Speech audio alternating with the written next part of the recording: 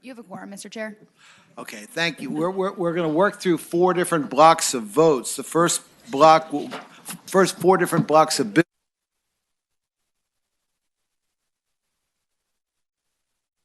We're going to take them up.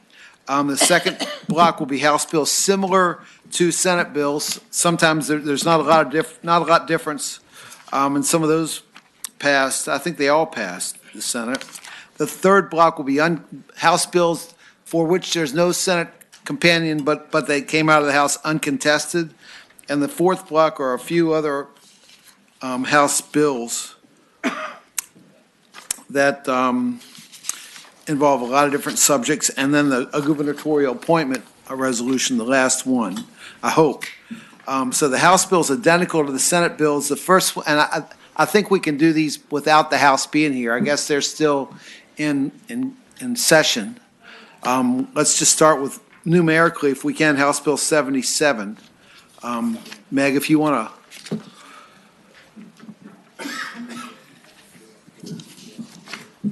Mr. Chair, House Bill 57 is Delegate Fowler's bill moving the date of the June primary election. This one is identical to SB 316 carried by Senator Kiggins, and it reported out of this committee 14-1. Okay, you'll remember this is the bill that moves the I think it moves the June primary 1 week. It's something that Senator Serval didn't like. We've heard it before, and as Meg said, it's identical to Senator Kiggins' bill, which reported out of this committee 14-1 and reported from the floor 24-16. I think a motion of some kind is in order. Got a motion and a second. Is there any further? Are there further motions or discussion? Is there anyone in the audience who feels compelled to speak about this bill? Okay, all in favor say aye, opposed no. Vote aye, I'm sorry.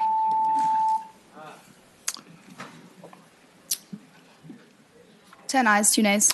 Okay, the bill's reported. House Bill 177 is the next bill, and that I think we probably ought to wait for the House patron, because that's a bill that was stricken at the request of the patron in the Senate. We probably ought to wait for the House patron.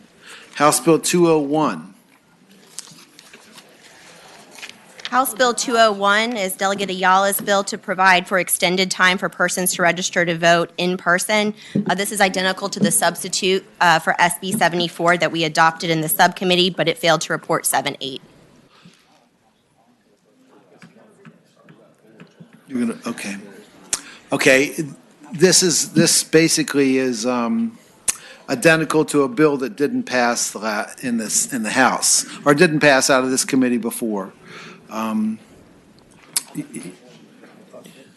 Mr. Chairman, I wanted to move that we report HB 201. I've looked into it a little bit further. I'm going to change my past position and move that it pass. Okay, we've got a motion and a second. Are there further motions, or is there any more discussion? Is there anyone in the audience who feels compelled to speak to this bill?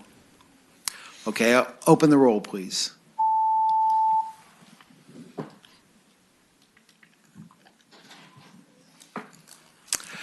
Eight ayes, 5 nays. Well, I guess I should let Senator or Delegate Ayala carry my bills from now on. Okay, the next bill is Senate Bill 236,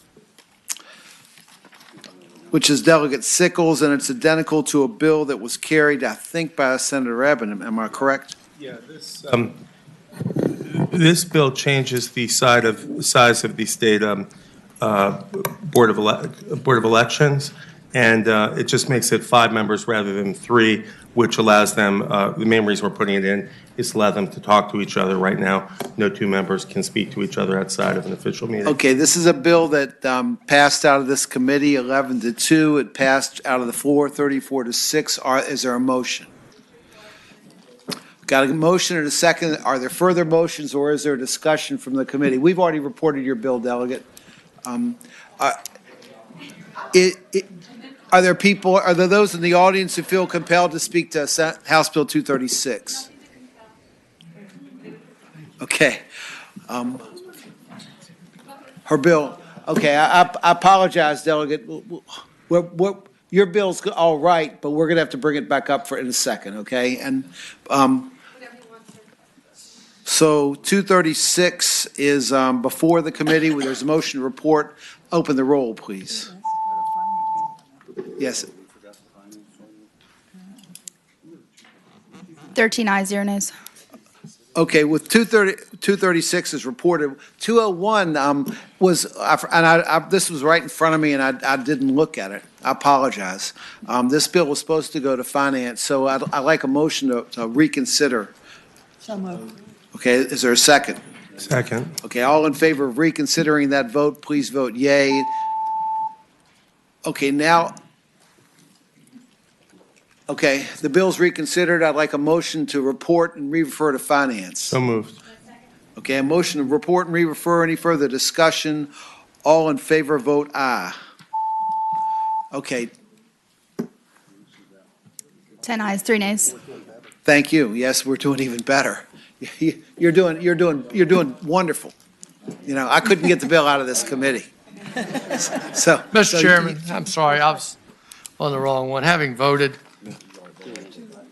done it, all right, I'll do it. but it doesn't change won't change the outcome. You just changed Senator Peake on that vote. Okay, 177. Senator Delegate Levine, there was some discussion. You wanted this bill to go by for the day, or do you want to do it today? It's really up to the chair. If you'd like to go by for the day, I'm certainly fine with that. Okay. If that'd be the will of the committee, and that's what we think is the best way Well, to let's take talk it about by for a week. Let's take it by for a Okay. week. No problem. Thanks. I have other bills. Should I do those now or later? Well, I'm working out of a block right now. No problem. Is Delegate Levine in this block? Okay, House Bill 500 is the next one. Is that Delegate Krasik? Krezak, I apologize. That's okay, Mr. Chairman. This HB 500 directs the Department of Elections to provide voter registration lists to the circuit court clerks just twice a year for no charge. Okay, That's it. same as Senator Reeves' bill, which passed out of this committee, 15-0, passed off the floor, 39-0. Do I have a motion? So moved, Mr. Chairman. Okay, we've got a motion and a second. Is there further discussion on the committee or other motions? Anyone in the audience feel compelled to address this? Okay, open the roll, please.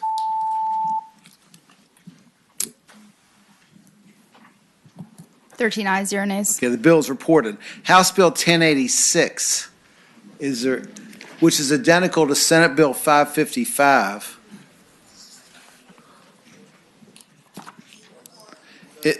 What it did repealed some racially insensitive, racist statutes. Yes.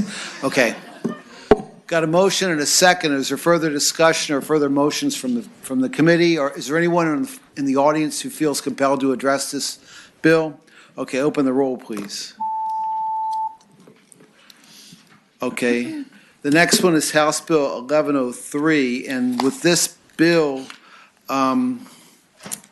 this is one that failed to report in this committee before, so I think we ought to wait on the delegate. House Bill 506 we should wait as well. Okay. Okay, we've got a delegate, okay. House Bill 506, I mean, it's in the same zip code as the previous bill that unfortunately failed, but it's permissive towards county manager plan of government, which is Arlington County. And we have a lot of experience with it in Arlington, and the voters seem to like it quite a bit. And so if this is permissive, so if the county board wanted to exercise this in future elections, they could do so. There is a FIS attached to it that would be borne by the locality if they chose to go in that direction. And I've got a note that the Senate Finance Committee's requested this bill if it passes this committee. So are there questions of Delegate Hope? This is something that would allow ranked choice voting in Arlington County alone. Mr. Chair. Senator McClellan. Thank you, Mr. Chair. Delegate Hope, this is just for local elections? Correct. Thank you. Yes, Mr. Chairman. Mr. Chairman. Mr. Chairman. Senator Serval.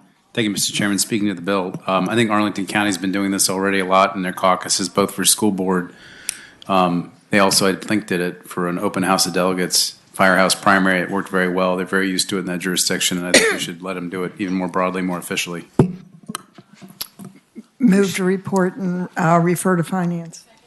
Okay, we've got a motion and a second. Are there further motions or is there a discussion in the committee? Are there people in the audience who feel compelled to speak to this? Okay, please open the roll.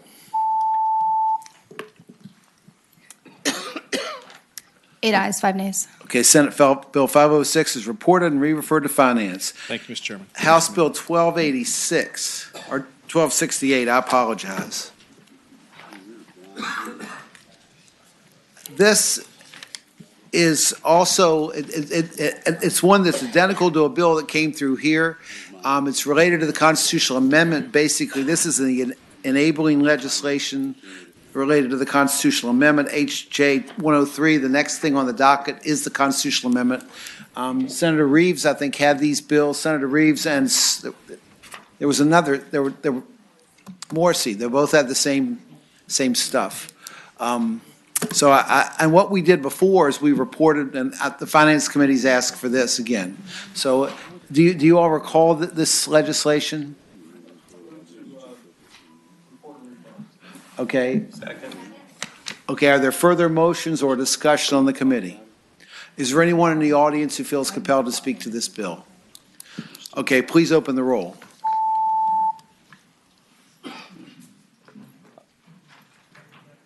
Thirteen ayes, 0 nays. Okay, House Bill 1268 is reported and re-referred to Finance. HJ 103 is the constitutional amendment, and this relates to personal property for one motor vehicle for solely or totally disabled military veterans.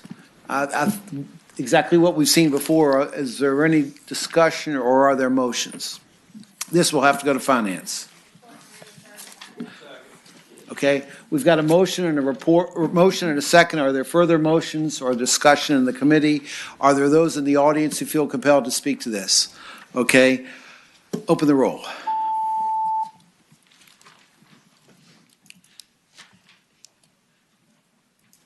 Oh, sorry. 12 ayes, 0 nays. Hit the wrong button. Okay, the resolution's reported and re-referred to Finance. Senate Delegate Hudson. Thank you, Mr. Chair. Thank you, members. Thank you, sir. You've got, which also in the last bill in this block is 201, which I think is your bill. And the reason I held this, I was trying to run, I didn't know how long you all were going to be in session, and I was trying to run through as many of the bills as I could that were identical to bills that had been introduced in this body. I held this one because it didn't report from this committee before, but it's identical to one we've had before. So the floor is yours. Thank you, Mr. Chairman, members of the committee. HB 1103 is a pilot program for ranked choice voting in local elections in Virginia for city councils and county boards. It would authorize localities to develop that pilot program over the course of the next 10 years with a sunset clause. I have sheets coming down that have sample ballots and a short page of talking points. The sample ballot is from Portland, Maine, which has been using ranked choice to elect its city council now for over a decade. Ranked choice voting is used in communities around the country, in Minneapolis and St. Paul, Santa Fe, Memphis, Oakland.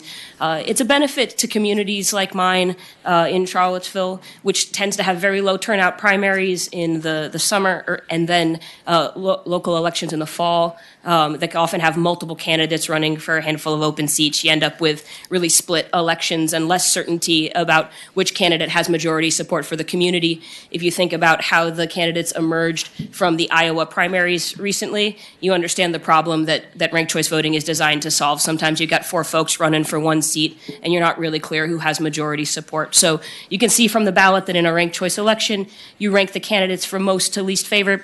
If somebody wins the majority of the first choice votes, that person wins the election just like any other time. But if nobody does, then you knock off the lowest vote getter and transfer their voters' support to the second choice. Senator Bell. Can I ask the clerk, what are the differences between the bill we heard before and this bill?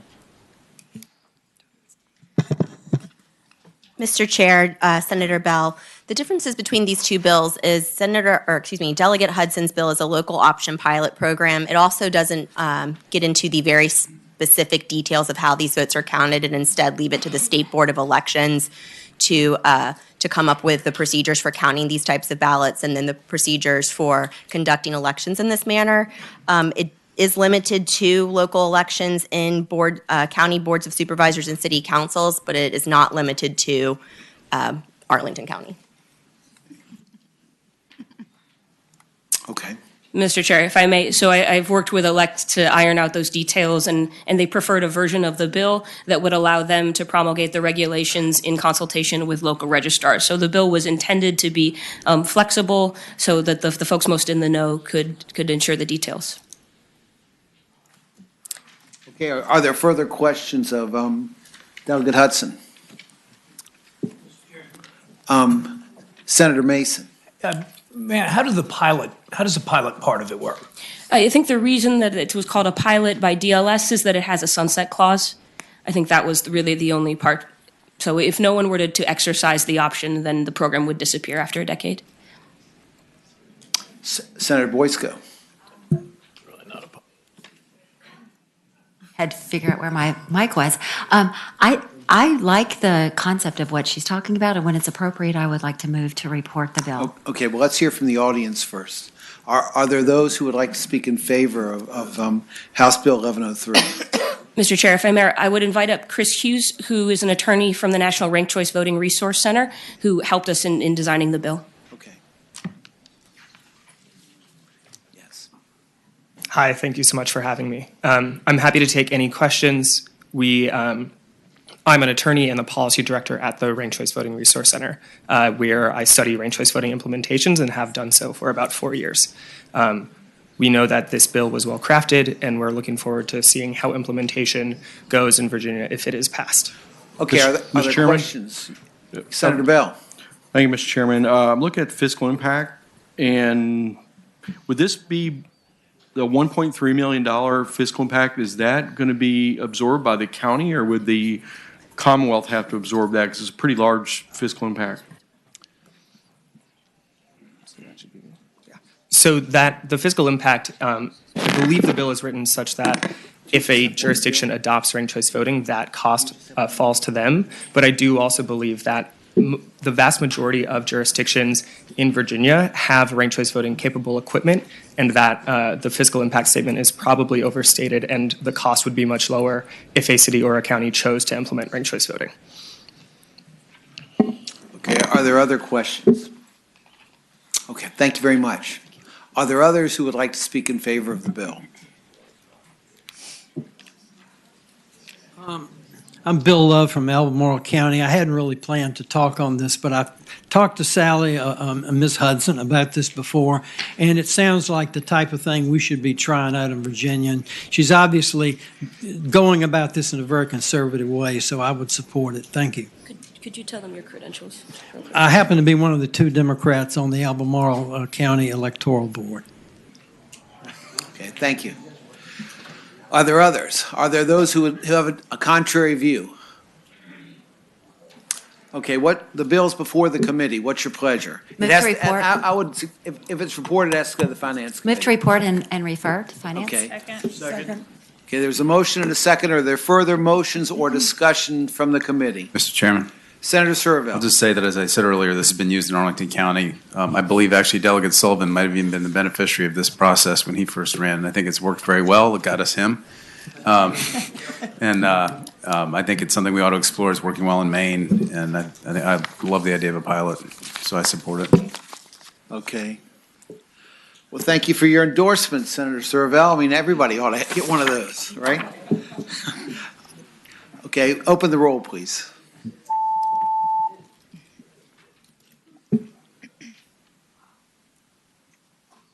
Eight ayes, 5 nays. Okay, Senator or Delegate Hudson, again, whoever put the ranked choice bill in over here should have had you carry it for him.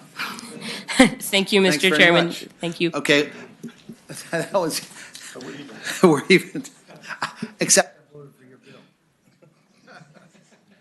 Okay, House Bill 1 and House Bill 207 are probably the next two. Are they? Do we have patrons for either one in the?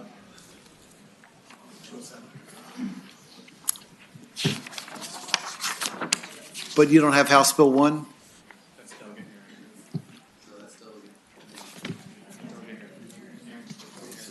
Well, let's wait till she gets here. Do this, okay? House Bill 19 and 213. Well, I've got 19. Who's got 203, 213? I have 203, Mr. Okay, let's, Oh, no, I have 213. 213 is what I'm talking about, yes. Yeah. I want to understand the differences between the two, and while we can't consolidate both of them, we probably ought to take them up together or close to one another. You should probably enroll his bill into mine. Mine is a better product. Well, we can't do that with House bills over here. Oh, yeah. Yeah, and Well, in that case, you got to kill his. Okay. House Bill 19, give your attention to Chairman Lindsay. Mr. Chairman, members of the committee, House Bill 19 is voter identification, repeal of photo identification. We've got all these caveats in the photo ID law, and you hear people either through misinformation or confusion say, well, we want to make sure that we have, identification to protect the integrity of the vote. But then you've got a situation where you can use a college ID that has no expiration. Couldn't use college IDs from out of state, but you could use any college ID from in state. In point of fact, I could take my college ID from many years ago and still use that to vote.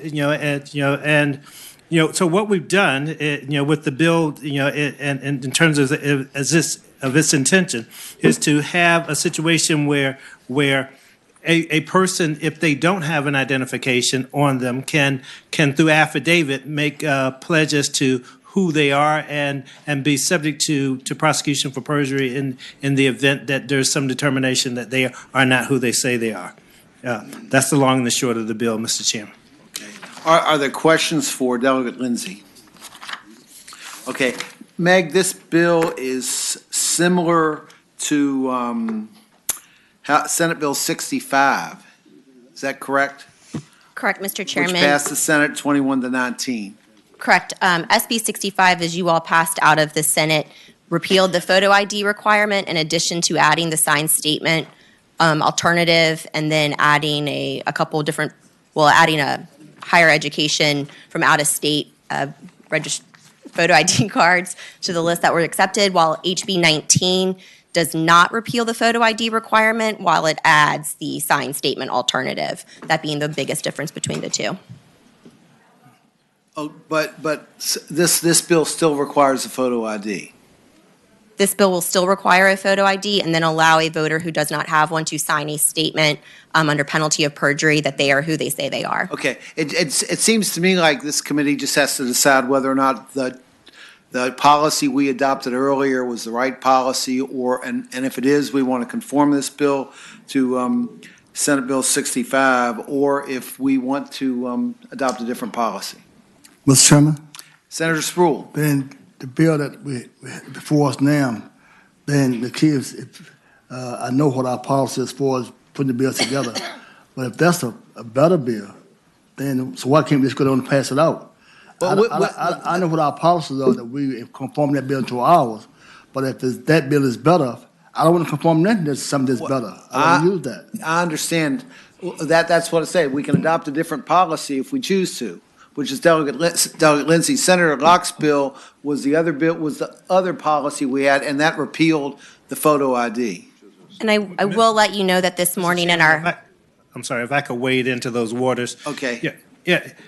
I do believe that this is a difference that can be easily resolved in conference. So Okay. if this bill was reported out, I'm very confident that we could make the differences come together. If we conformed it and reported it out, Yes, and then you all could work it out in conference. Okay. Move to conform and report? Okay.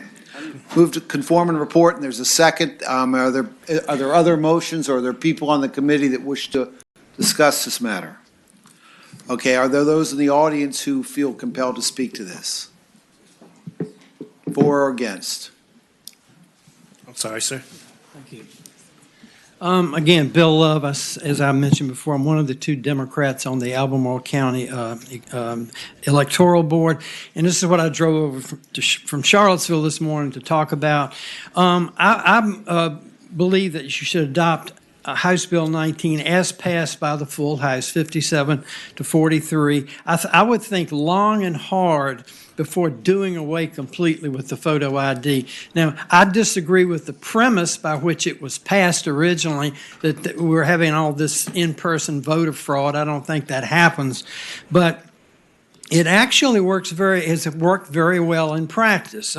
Most people, it's a much simpler system than you would have if you added all these other types of identifications, the utility bills, the bank statements. Most people have a photo ID. In the recent November election, we had 39,568 people vote in Albemarle County.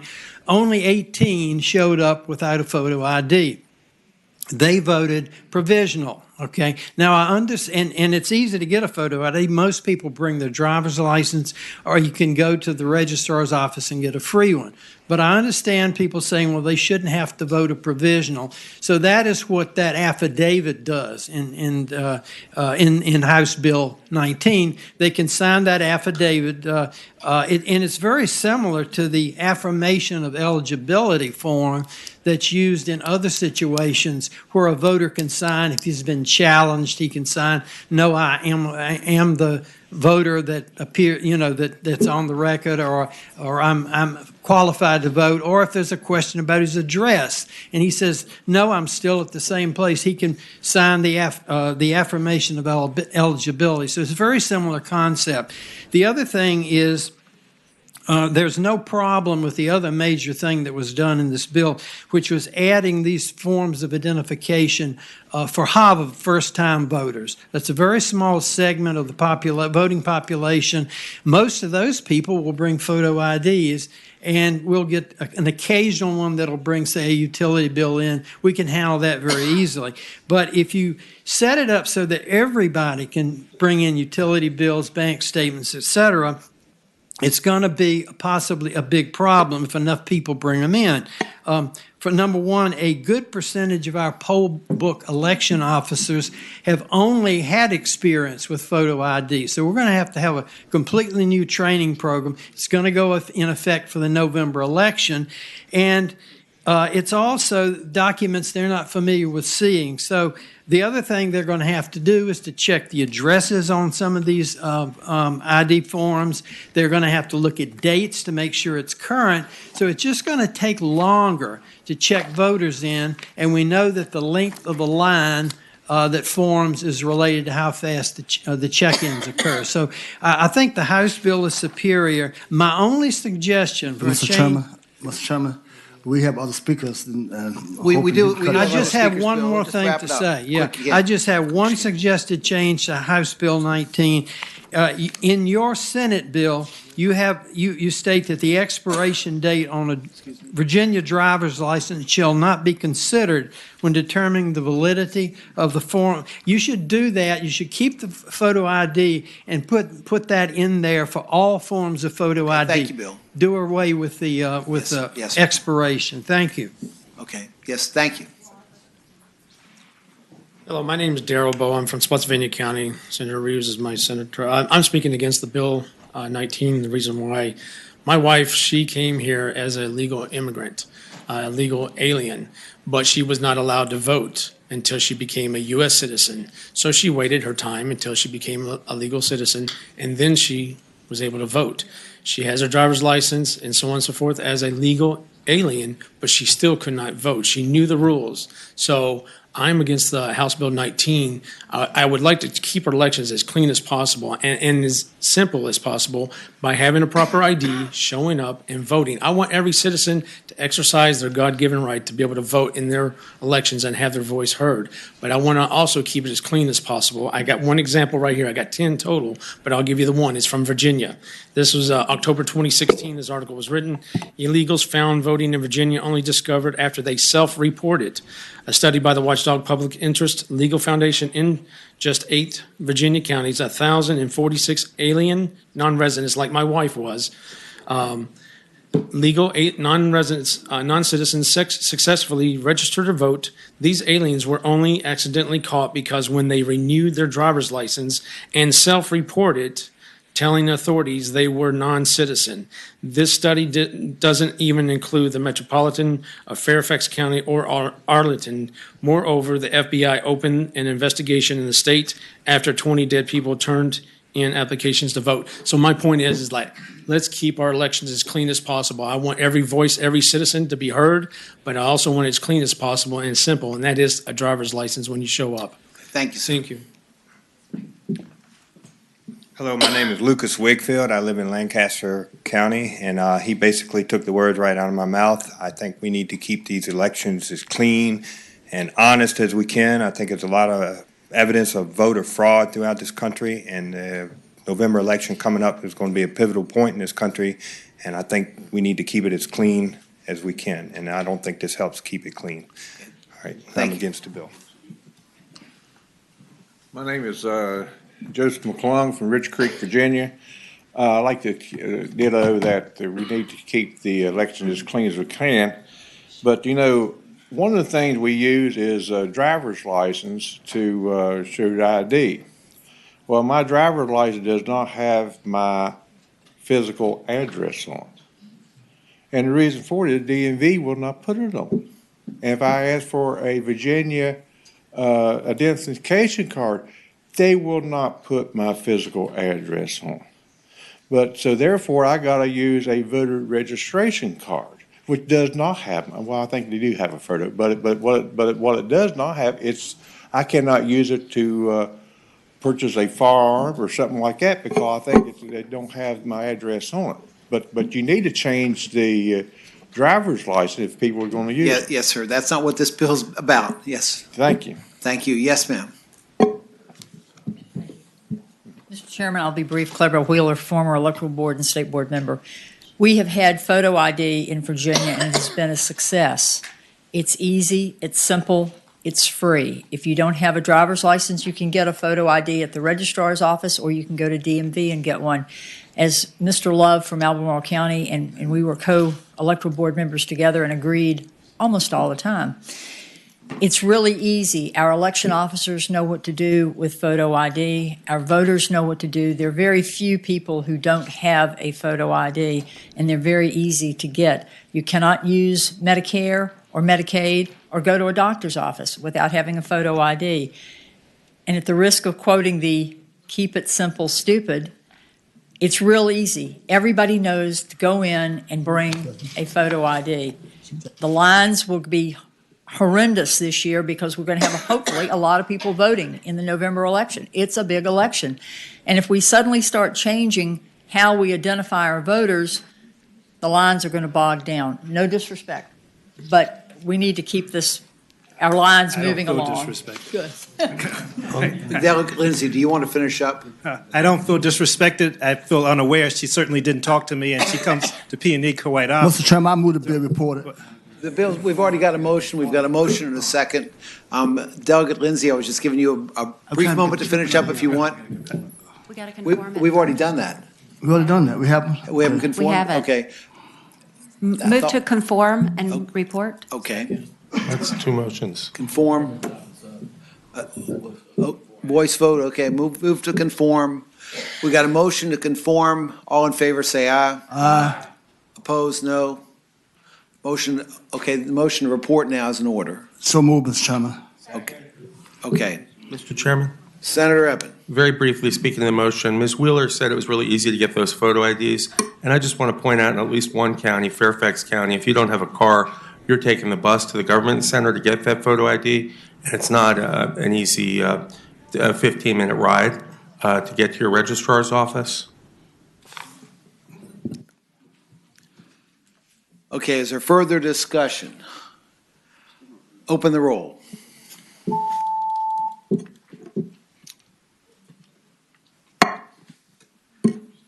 Okay, your bill's reported, Delegate Lindsay. Thank you. And the other bill we've reported earlier, Delegate Sullivan, hold on a second. The chairman, mighty chairman of Commerce and Labor, or Labor and Commerce is here. Absolutely the right decision. We need to take up her bill first. Mr. Chairman. Yes. Was 146 done by you all earlier? We've already done that, yes. Okay, very good. I think. Because I didn't, I don't think there's a Senate cognate. 146? Okay, I apologize. There was, we've not done 146. Senator Delegate Ward's got a meeting to get to right away. That's so fine. I defer. I've got to go to that meeting with her. I defer. Okay, well, then we'll take it up as soon as she's done. Okay, Delegate Ward has 14, which one is it? 1402. 1402. Thank you, Mr. Chair, members of the committee. My bill simply removes the requirement that the officer of election audibly repeats the resident address of the voter offering to vote. But it does not remove the requirement that the officer says the name. So the officer would say, Jawan Ward is voting. We already know, and they have my address there, but you will not shout out Jawan Ward from 123 Sycamore Street is voting. Some people have a problem having their address out loud in a room like that, and that's the purpose of the bill. Got it. Bill's pretty simple. Does everybody understand the bill? Are there questions from the committee? Are there those in the audience who would like to speak to the bill? Mr. Chair, I have a question Senator Boysko. for the patron. So there are sometimes where people have the same name who live in the same neighborhood. How would that be addressed? Is there some way that they confirm with the voter that they have the correct Juwan Ward? Yes. You can still do that, but it's not on a microphone across the whole room so that everybody can hear. Because some people are really sensitive to having their addresses noted like that. It's almost like at the drugstore. When they try to verify your address, they whisper it to you. And that's all we're asking with this bill. Okay, seems pretty straightforward. Are there those who would like to speak to the bill? Mr. Chairman, Derek Lyle, Director of Elections in Washington County, speaking on behalf of the Registrars Association.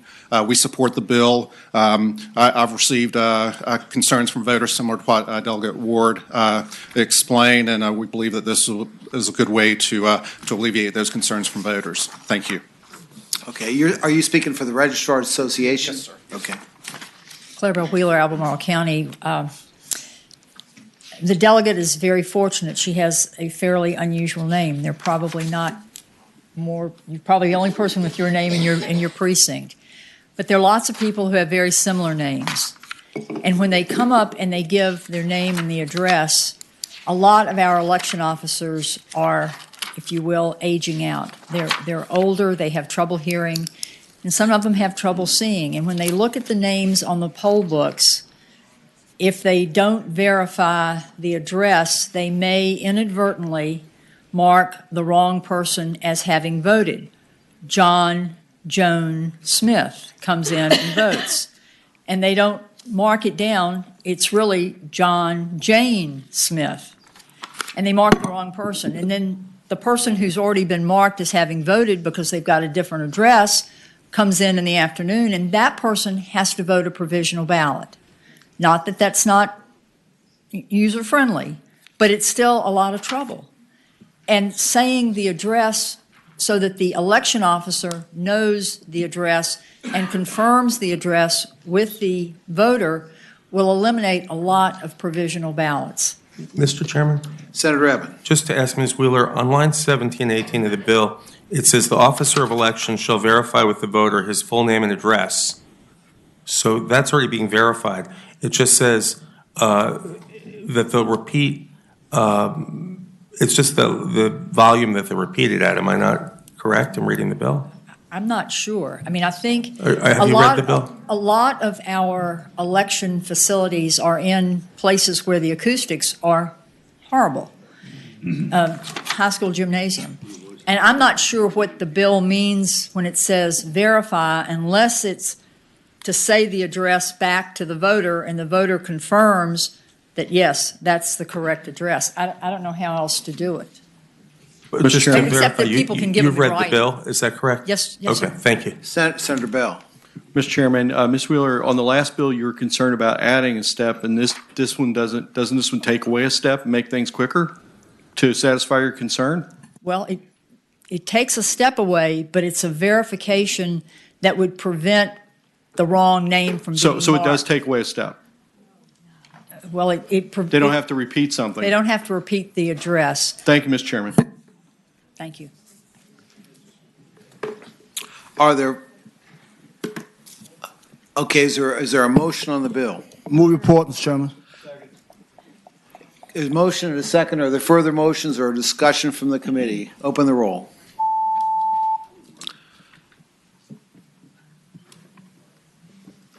Fourteen ayes, 0 nays. Congratulations. Thank you, Mr. Chair, and members of the committee. Appreciate it. Back to Delegate Lindsay. What's the next bill number? HB 146. 146. This is a simple but very important bill, Mr. Chairman, members of the committee. It affords an opportunity for sample ballots to now be done on what we call goldenrod and you know the situation. Long story short is that. It used to be in the black community that there was the goldenrod ballot where trusted leaders got together and came up with a slate of candidates and persons who trusted in those leaders knew to look for that color ballot, that guide ballot when they went to vote. And then, etched in voter suppression came the thought that, well, we'll take that away. And it was taken away, and it was taken away for some significant period of time. I submit for no other purpose other than to suppress the vote and knowledge of various communities who go and cast their ballots. This measure just simply says that now the goldenrod is not a problem. It removes the restriction on unofficial sample ballots being printed on yellow paper. It's just that simple. Okay, it seems pretty simple. It's just a policy question for us. Are there those in the audience who feel compelled to speak to this bill? Okay, the bill's before. Okay. Second. Motion and a second to report. Are there other motions or more discussion from the committee? If not, open the roll.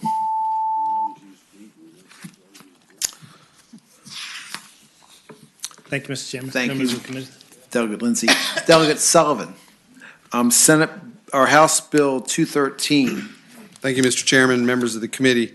Another simple bill which fixes what I believe is an anomaly in the current statute. It doesn't take a position with respect to what you were talking about earlier, Mr. Chairman, SB 65 or HB 19, but to the extent of photo ID will still be either allowed or required to vote. The statute as it's currently written has an anomaly. A voter can use a photo ID, for instance, from their place of employment, no matter where that might be. And Delegate Sullivan, we've already put this in the substitute for the. That's what I'm saying. It depends on, this does depend a little bit on your. It depends on what passes. Correct. That's right. But we've already adopted this policy as a committee. It's a good policy. And that's basically to use an out-of-state college ID as a form of voter ID. Are there people in the audience who wish to speak to this issue? Okay, the bill is before the committee. Do you have discussion or motions? Second. Okay, is there further discussion or other motions? If not, open the roll.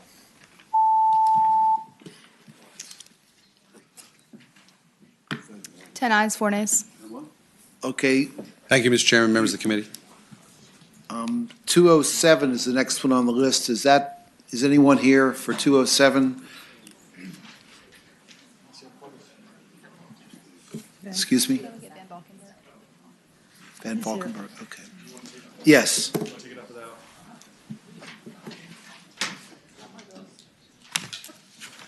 All right, thank you, Mr. Chairman, members of the committee. This bill is similar to Senate Bill 111 related to absentee. Senator Howell's bill?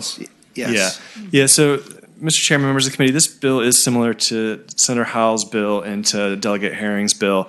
What makes this different is this is kind of like an add-on to that bill, if you will. And what this bill does is it makes people opt-in mail voters, where you can be kind of permanent absentee voters, right? So what happens now if you want to be an absentee voter is you have to apply every year. And this would allow you to essentially check an option where you could say, I want to be a permanent absentee voter.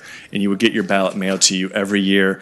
And there's ways that you could come off of it. You could ask out if your voter registration is voided, it would take you out. If you moved, stuff like that. The idea behind it increases voter turnout. It reduces the load of the registrars because they have kind of a standard set. They have to take in these applications every year. This would just help keep people on a permanent kind of rolling basis. So it helps ease them. It actually is good for voter rolls. It keeps the voter rolls fresher because if you send out the vote and it gets kicked back, it's non-forwardable. You can know to freshen up the registry. And so this is a bill to help people vote in an educated way, help reduce the workload of the registrars. And I think that's the bill. And this is similar to another bill you all passed out, Senate Bill or House Bill 240. Is that correct? Yeah, and thank you for prompting me on that. Basically, this bill has a delayed enactment of a year. Okay. So Delegate Sickles' Bill 240 would go into effect for this 1 year, and then this bill would supersede that. Okay. Delegate Sickles isn't here, He's is he? not here. And maybe council can add to that if she has anything to add to that. Sorry to put you on the spot, Meg. Yes, so in House Bill 207, it creates a permanent absentee voter list, but it is delayed for a year, and House Bill 240 provides for an annual absentee ballot application, so they would still apply every year, but wouldn't have to apply for every single election.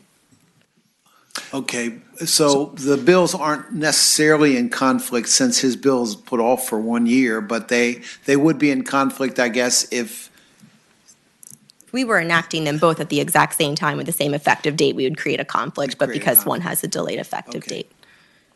Okay. What was the logic there? For his bill versus my bill. Yeah, Well, why did you enact, was it just to give both of you a bill, or was it? what's the reason for the delayed enactment? Yes. I guess is the question. The delayed enactment was so that we could be ready for this, Okay. right? So that we could get Veris up and rolling, so that it wouldn't be rolled out in a pretty important election year. It would give them time to have this set. That was the reason behind delaying the Mr. enactment Chairman? of mine. Mr. Chairman? Senator Bell, I saw him, yeah. Okay. I saw him. And so that was the logic behind the delayed enactment was giving them time to get set up for this bill. And so in the meantime, Delegate Sickles' bill could go into effect. Okay, so your bill basically is just a setup for his bill then? Delegate Sickles, we were just trying to figure out. Other way around.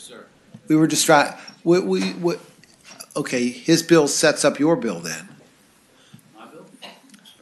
240 to 207. I was trying to figure out the interplay between the two, because your bill sets up a 1 year absentee voter, basically registration, and his bill in a year becomes a permanent absentee voter basis. So it's wouldn't, if we put if with a 1 year if we adopted your policy, we'd almost have to put a sunset on your bill. If we pass both. Mr. Chairman, they're not in conflict, but. They're not in conflict, Mr. Chairman, and also they're the same code section, so the changes would just override what we do this year. My mind is, there's people, excuse me, Mr. Chairman, and there are people on our side who were okay with doing it 1 year by 1 year and didn't want to make it permanent. And I guess a few people voted for my bill that did not vote for the more broader bill. Mr. Chairman, can I ask a logistics question? I'm trying to think, so does that mean that somebody would receive, like this year, an absentee ballot for a Democratic primary, a Republican primary, a town election, and then November election? For every election, regardless whether you were. Are you asking? Well, I guess for both of y'all, because one of you would have it for 1 year, and one of it would have it going forever. Yeah. So if you decided that you wanted to opt into mail voting, correct? If you chose to, let's say you wanted the Republican primary, and you chose that, you would get at primary time the Republican ballot until you chose to until you chose to take yourself off the list, right? If you didn't want to do that, and the bill allows for the Department of Elections to set up the process by which you would. Mr. Chairman, I guess Senator Dugan. my question is, so how does each electoral entity decide which ballots to send you? Because, I mean, maybe we don't register by party. There's no requirement that you pick one year and one another year. So would you get an absentee ballot for every election every year, like Republican and Democrat, even if you've already voted in one? I think what the bill requires the State Board of Elections to set up that process. So certainly. So we don't know. That would be conceivable through your question. It would certainly be conceivable, but the bill allows the State Board of Elections to set up the process so that. Right, and they would possible scenarios set it up the same way I would assume they would set it up the same way they set it up primary right now, is you go to vote at the primary and you choose one or you choose the other, but you can't choose both. But that's I mean, you don't get to choose both. You won't be able to choose both. You won't be able to choose both. One or the other. So this basically is almost like Oregon style mail voting. But it's just opt-in, so it would only be if I wanted to get my ballot mailed to me every year. It would just be if I chose that, right? Whereas the Oregon model is everybody votes. Everybody that way. does it. Yes. This is just, maybe your precinct is overcrowded, or maybe you live in a rural area, or maybe you're getting older and it's harder to get to there, right? Or maybe you just work and you have to move. You're always traveling. This allows you to get your ballot, right? You can in every election. And it just becomes a normal thing. Okay, with Senator or Delegate Sickles' bill, you elect to do it year by year, and with Delegate Van Valkenburg's bill, you've got it 1 year date before it becomes effective, and then once you opt in, you opt in. Oh, and then you can always choose. You can always to opt out. Yeah. Yes. Correct. Okay, I think we understand. Mr. Chairman. Senator Reeves. What other states are doing it this way? So there's 22 states that have some form of mail voting. I think it's 4. Don't quote me on that exact number, but it's in the area. There's 4 that do just mail voting. Oregon, Washington, I think Utah, and California. Mr. Chairman, on a permanent, no problem. I'm on a boat somewhere, and I'm going to get mail at the next port of call, and I get to vote.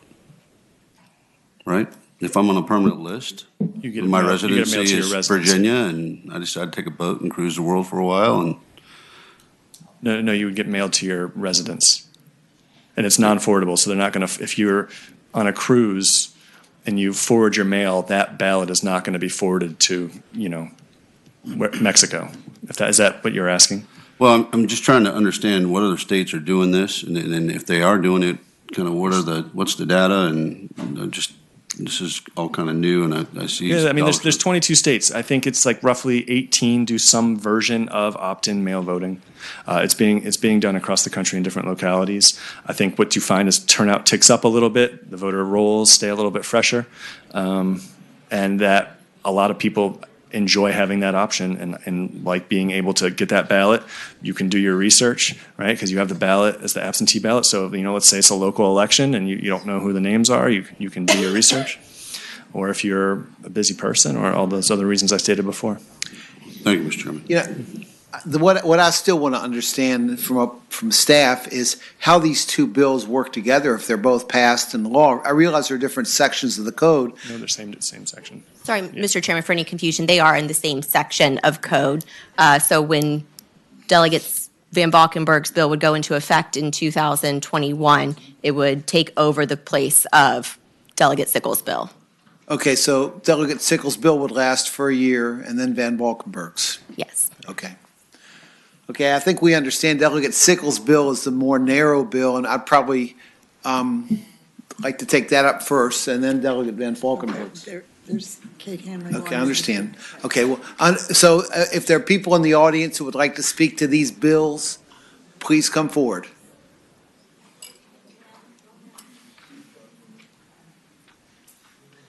Mr. Chairman, Derek Lyle, on behalf of the Registrars Association.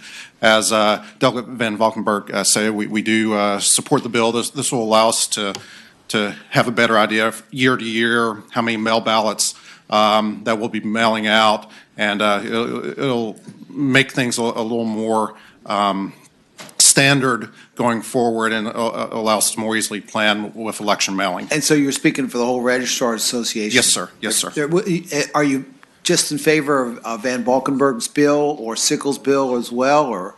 What Delegate Sickles' bill does is it takes the annual application, which we already have in place, and that annual application that we already have in place requires a doctor's signature for the first year that it's turned in. And my understanding is Sickles' bill simply strikes the requirement for the doctor's signature. We support both bills, but we do like the idea of going to a permanent list going forward. Okay, thank you very much. Thank you, sir. Ms. Hanley. Well, then I don't need to say.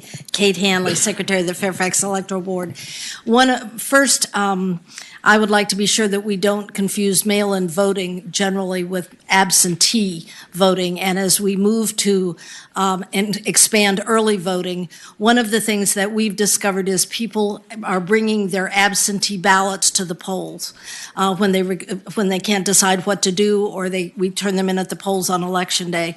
And that's one thing. The other one is a permanent absentee voter list is going to require us in the future then to be mailing should we do postage, and that's something certainly I support doing for college students. Our college students are going to move, and they get on a permanent absentee voter list, and then we're going to get a lot of those sent back, and those college students will never get them. That's one problem. The other one is that we'd have a permanent list that would expand the cost of doing that for people who really are not asking for an absentee ballot, who are planning to go to the polls. So I think this is something that could certainly use a reenactment and a lot more study, at least, before we put both those things in together. Okay, thank you. Are there others? Darrell Bowes, Spotsylvania County. I'm a private citizen. I can't speak to it like she does. I mean, she's coming from her background experience, but just my concerns is about keeping our voting records clear as possible. I've used absentee multiple times because of my job. I'm going to be out of town, out of country, so I would use it. But, I mean, I've got another example here of Pennsylvania citizens voting twice. And this document is, this was written in 2016. Last year, Pennsylvania Secretary of State admitted data showed more than 700 Pennsylvania voters might have cast 2 ballots. My concern is, would I be able to, if I get it permanently sent to me, could I do an absentee ballot and then turn around? I decide, hey, I'm going to be in town. I'm going to go to the polls and physically vote also. Is that possible? No, you can Mr. Chairman, question Yeah, for I wouldn't think so, yeah. To answer your question, no, you can't do that. And it'd be helpful if you had any Virginia examples as opposed to things that happen in other states. Okay, in the state of Pennsylvania, nearly 43,000 voters. I'm just telling you this facts. Nearly 43,000 voters in Pennsylvania have potentially duplicate registrations in either Pennsylvania and or other states. Data researcher voter registration data crosscheck found. I'm just reading the article. Sure. It's not my facts. I'm not researching it. I'm just stating the facts of what they're reporting. And so my concern is, as a private citizen, that our elections stay clean and pure as possible. So I'm voting against it. Okay, thank you so much. Yes, ma'am. Yes, ma'am. Barbara Tabb with the Prince George Electoral Board and VIBA. We're not opposed to this bill, but we do have some severe concerns, and you're going to hear me say this on another couple of your bills. We have some real worry that we need a lot more study on this before we really know what to do. And if you don't, please do not do it for the November election. We have got so much on our plates right now, both the registrars and the electoral boards, with other changes you all have made. We cannot manage many more of your requirements to change our processes and to have a financial impact. And all of these things will happen if you do this. It's going to really put us in a bind to deliver an election, as you all want it, come November, if we don't really get our hands around what we can do. And early voting is going to consume us. So I have two questions. One, let us think about this some more. Let us do some research on this. If you can't do that, please do not enact this for this fall. Okay, thank you, ma'am. Are there others? Delegate Van Valkenburg, Delegate Sickles, do you all want to close it There's out? a lot of word salad there. There's a delayed enactment clause on it. It doesn't go into effect this election, which we already stated. If you get your absentee ballot and bring it to the polling location, I'm not really sure what the issue is there. I'm not really sure why that's brought up. This is something we already do. We would just be expanding what we do. It's something that the Registrars think is actually good as we move to this kind of broader, longer, no excuse absentee voting system. And it's something that's convenient for voters. It keeps the rolls fresher per the gentleman's concern, because when it gets kicked back, right, you're automatically now put in the process of being taken off the roll. So I think it's good for a lot of reasons, but I feel like I'm going to start repeating myself. Okay, thank you. Delegate Sickles, do you have anything to add? I don't have much to add, except if you pass my bill, you'll get one more year of practice to get this right. Make sure everyone gets it right. Okay, I think we understand as much as we're going to about the bills. Delegate Sickles' bill takes effect this year. Delegate Van Valkenburg's bill would take effect, has a delayed enactment clause, and wouldn't take effect until next July 1. Is that correct? Okay, is there a motion on Delegate Sickles' bill? Okay, is there a second? Okay, are there further motions or discussion from the committee? Okay, open the roll.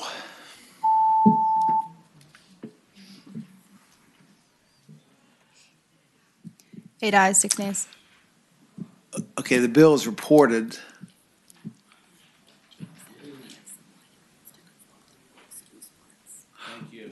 Thank you. Okay, line 2, our bill, House Bill 207, Delegate Van Valkenburg, I understand there's some amendments potentially Thank you, to Council. conform that bill to another bill that's already passed. And we're all about keeping things out of conference if we can. So we have That's right. 2 line amendments that the patron wanted to make, and then we have a series of line amendments to clean up some differences that are technical between this bill, the no excuse provisions of this bill, and SB 111. I don't know if you want me to report all of them.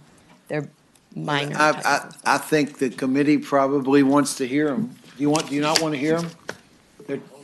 Okay. I can pass them out to y'all if you want to peruse The them at lawyer your at the end of the leisure. table says he doesn't need to hear them. Does the lawyer here agree? He says no. Okay, we're Thank you, guys. good on the amendments. We trust you, Meg. Okay, do I have a motion on these technical amendments? Okay, a motion and a second on the technical amendments. All in favor, say aye. Aye. Okay, is there a motion on Delegate Van Valkenburg's bill? Got a motion and a second. Are there further motions or discussion from the committee? Open the roll.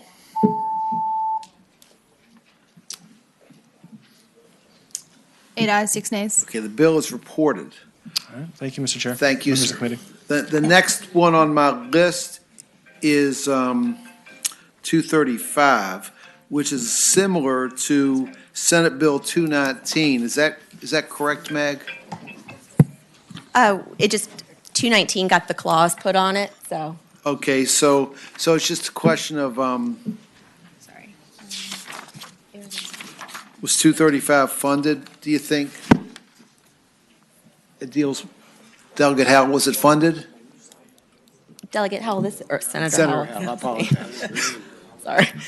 This is the automatic voter registration bill that Senator Marsden had before your committee, I think, last week. Don't put the clause on it. Yeah, put the clause.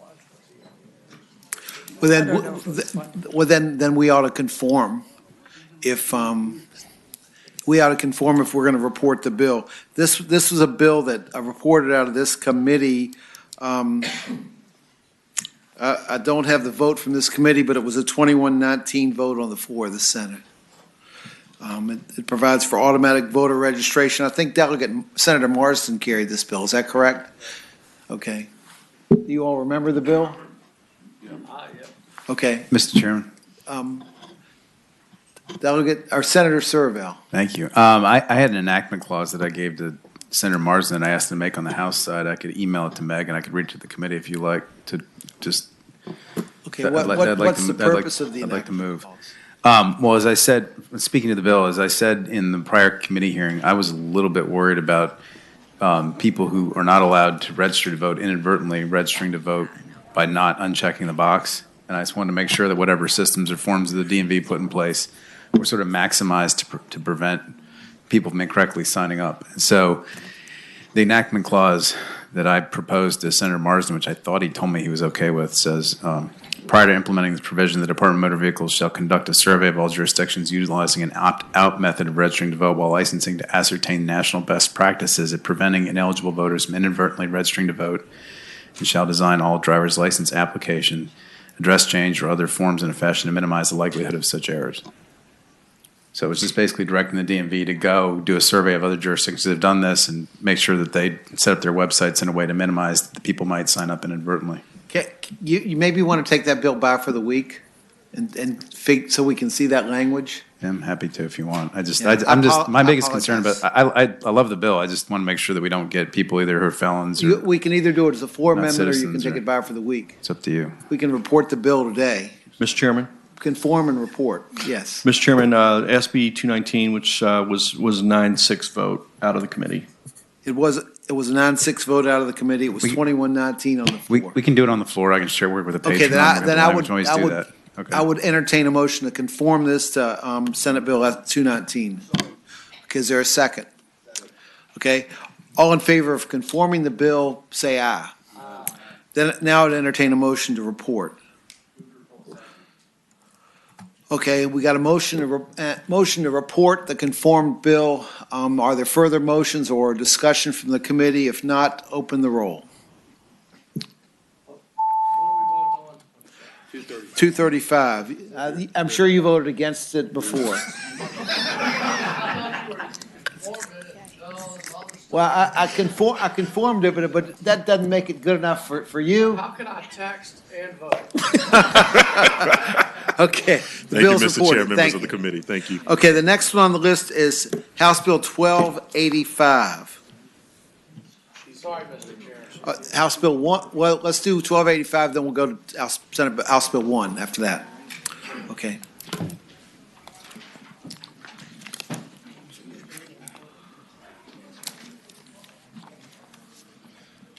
Thank you, Mr. Chairman, committee members. Yes. House Bill 1285 is identical to Senate Bill 737. The Senate passed that unanimously. Simply requires an electoral board member to actually live in the district that they're on the board of. Pretty much, we thought this was law. That's why we passed it unanimously. Mr. Chairman, move to report. Is there a line amendment?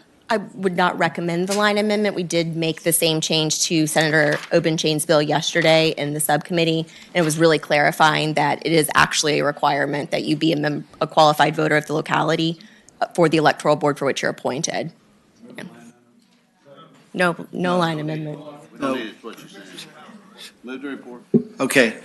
Motion, and is there anyone in the audience who feels like they need to speak to this bill? If not, open the roll.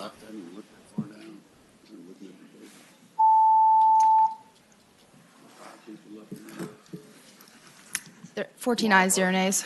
Okay, House, your bill's reported. Mr. Chairman, I have another bill, 1238. 1238, have we already done that?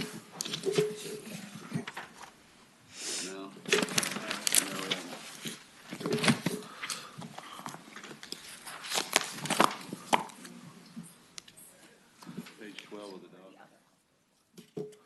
Okay, I see it. Yeah, Mr. Chairman, well, I'm sorry, Mr. Chairman, I No, don't go be ahead. presumptive. It's, okay, Go we're good. Yeah, 1238 requires the Board of Elections to come up with a definitive size, if you will, for the disclaimer that we all put on our campaign literature printed literature.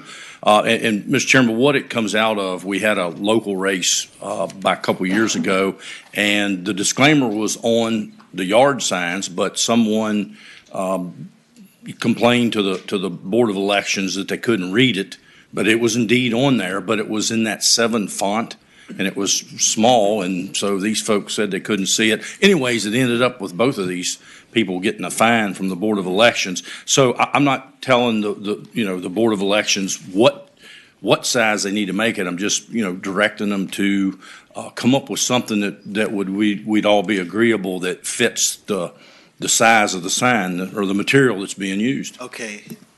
Directing the State Board of Elections to are there any questions of Delegate Wilt? Mr. Chairman. Senator Bell. How you doing? My question would be, would each campaign piece of media or sign have to go in for an individual review, since the font and type would be different as a campaign goes through? I mean, sometimes 20, 30 pieces of mail. Would they have to look at each one? Mr. Chairman, I would say that I would look to the Board of Elections to establish a size for a palm card, a size for a yard sign, a size for a 4x8, a 4x4, and that would be, universal for everyone. Mr. Chairman, I guess Senator Bell.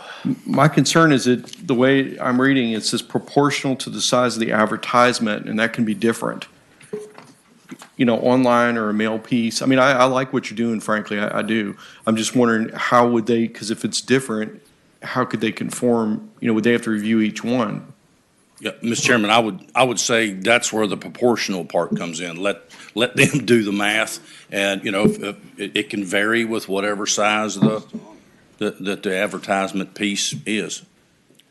Mr. Chairman, just to... Senator Bell.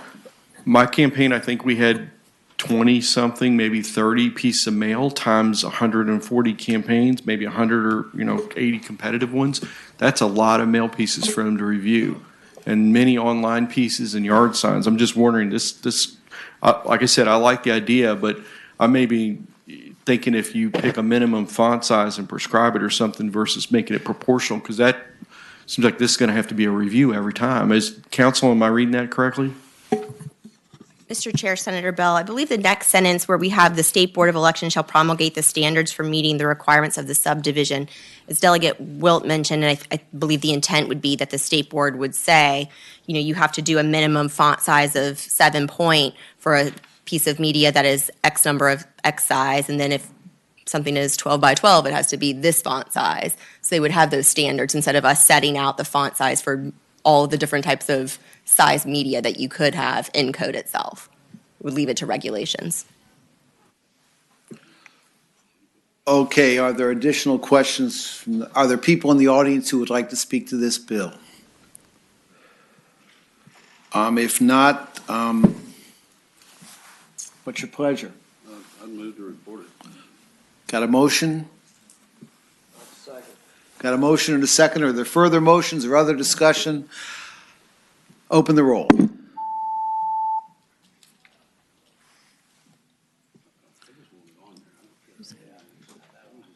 14 ayes, 0 nays. Okay. Congratulations. Thank you, Mr. Chairman, committee members. House Bill 1 is the next bill.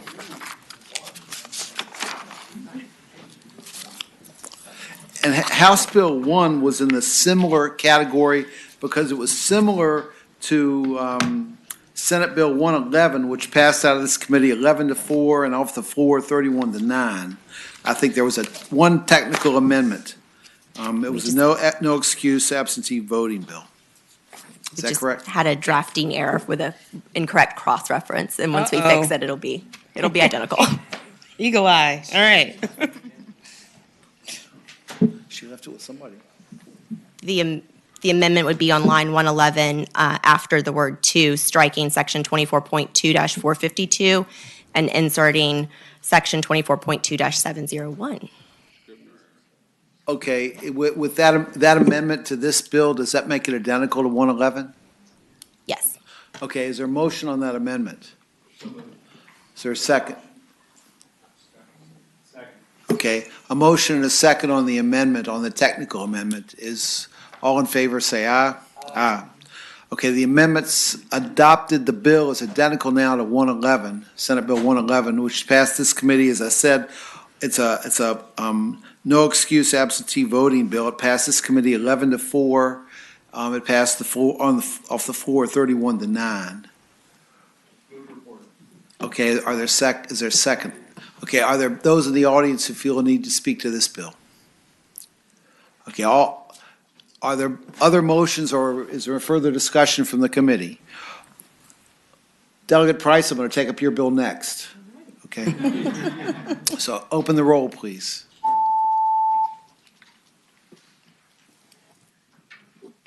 Who's got Evans, Roxy. Oh, I'm sorry. 10 ayes, 4 nays. Your bill's reported. Right, thank you. Okay, it's Delegate Price. It's House Bill 1256, I think. And this bill is similar to the constitutional amendment we've passed. And the reason I wanted to put it on the docket today was to make sure we have something, some reform, because I still don't know what the House is going to do with the constitutional amendment. I want to make sure that we get something passed.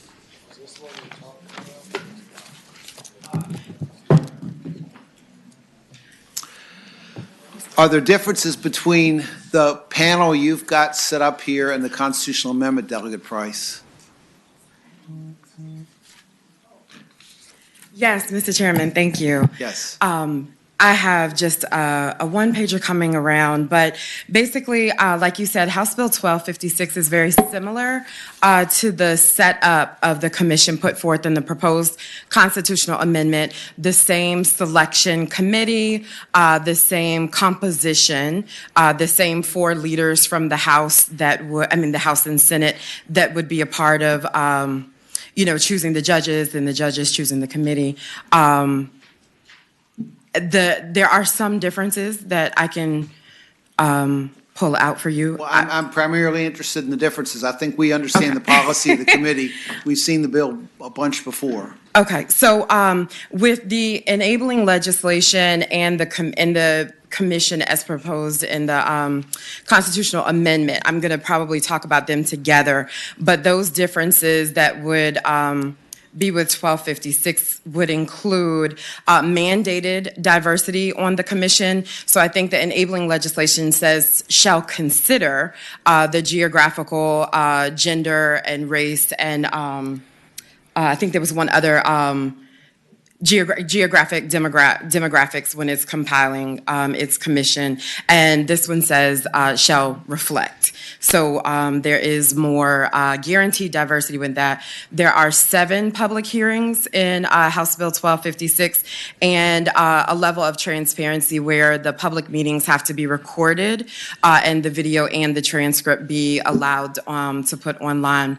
The handout that I just gave you kind of outlines the differences in timeline as well. With House Bill 1256, if passed by the House and the Senate, it would be allowed to start July 1st, as opposed to with the proposed constitutional amendment having to pass the referendum. And even the constitutional amendment itself directs action on a day before the election results would even be certified. So it just kind of walks through the possibility. I'm very concerned about either of the processes and the potential in either needing to cut into primary season or cut into early voting if both or either of the processes are dragged out to their full limit. And so there's kind of a de-incentivizing of dragging it out in the way that House Bill 1256 would move forward. The last big difference I would say too is House Bill 1256 would require a bipartisan supermajority of 12 people voting for a map before it got to the General Assembly, addressing some of the concerns about a bad acting minority, I think is what I've heard, 2 people stalling the process and sending it straight to the courts. Are there questions of Delegate Price? Are there questions? Are there those in the audience who would like? Mr. Chairman. Senator Bell. Mr. Chairman, there's some issues that I know we want to look into, and I move that we pass this by for the week. Wow. Chairman, how does the patron feel about that? If I were a senator, I would not want to do that. But as a delegate, I'm happy to comply with that. My concern, we still have that constitutional amendment over there, and we want that to get good consideration. And Mr. Chairman, can we pass it by temporarily so I can go talk to the patron a little bit? pass it by temporarily, Okay. that's fine. Thank you. Okay. The next block of bills I've got are 238, 239, 240, and 242. Do I have any patrons for those? How about House Bill 88, House Bill Delegate Sickles? 238, 239, 240, 242.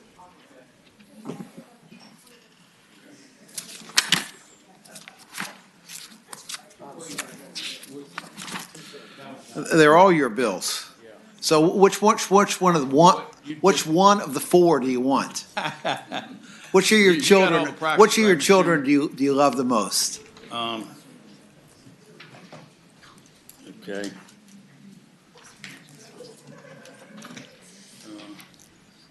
Okay, let's do 238.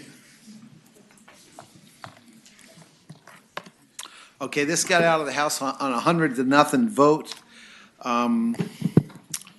And we had a similar bill to this, it seems to me like, didn't we? Yeah, it's Senator Reeves' bill that has a longer date after what I'm suggesting here for overseas ballots to come in. Right. And so that's a separate bill, and I think there's no reason to that they couldn't do both of these. This bill isn't restricted to overseas ballots. And if all ballots that come in, Mr. Chairman. Yes, sir. Like when you were growing up, if you put your absentee ballot in the mail on Saturday, it would pretty much probably get to the registrar by 7 p.m. on Election Day. Unfortunately, the standards of the Postal Service have declined over time. And so this bill is really just about that, about a reasonable time that people can get the ballot in. So I'm sorry, I apologize. We were just talking about that. Your bill related to overseas ballots. This applies to all ballots. all ballots. So instead of registrars rushing to the post office or trying to figure out how they did it or whatever differences there may be all over the Commonwealth about how they know that the ballot's in by 7 p.m. at night, this bill allows a ballot that's postmarked on Election Day to be counted on the time by the time a provisional ballot has to be dealt with, which is noon on Friday. So it just gives three and a half days if it's stamped before on Election Day and it arrives to the registrar by 12 p.m. on Friday. I made that consistent with the provisional ballot deadline. If it were stamped by the close of the polls on Election Day? It would have to have that day's stamp on But it. would it be possible to, in some places, for it to be stamped after the close of the polls? For example. I guess the answer to that is yes. There's some other language other than postmark that, is there other language that is more technical than postmark? Pardon me? Okay. Can council help me out here? Sure. So I know that some of the general registrars had suggested language that we did not have the opportunity to add to the bill in the House side that would clarify that a postmark is an official indicia of confirmation of mailing by the United States Postal Service, official foreign or domestic government postal service, or commercial courier or delivery service. And that was out of a concern that some place like Pitney Bowes could fiddle with what the postmark actually said. So that was something that we did not have time to do in the House, but could do here. My concern would be that somebody would technically be able to vote after the time that the polls have closed. Well, at 7 p.m. at night, I don't know if there's people in the post office. If I'm living in California, Sure. 7 o'clock is 10 o'clock. If I'm living in Alaska, 7 Right. o'clock's, or 11 o'clock out there. Understand. Is there? Eastern time on that. It would be, Eastern time would be the time that the stamp would Okay. have to be. Okay. 7 o'clock.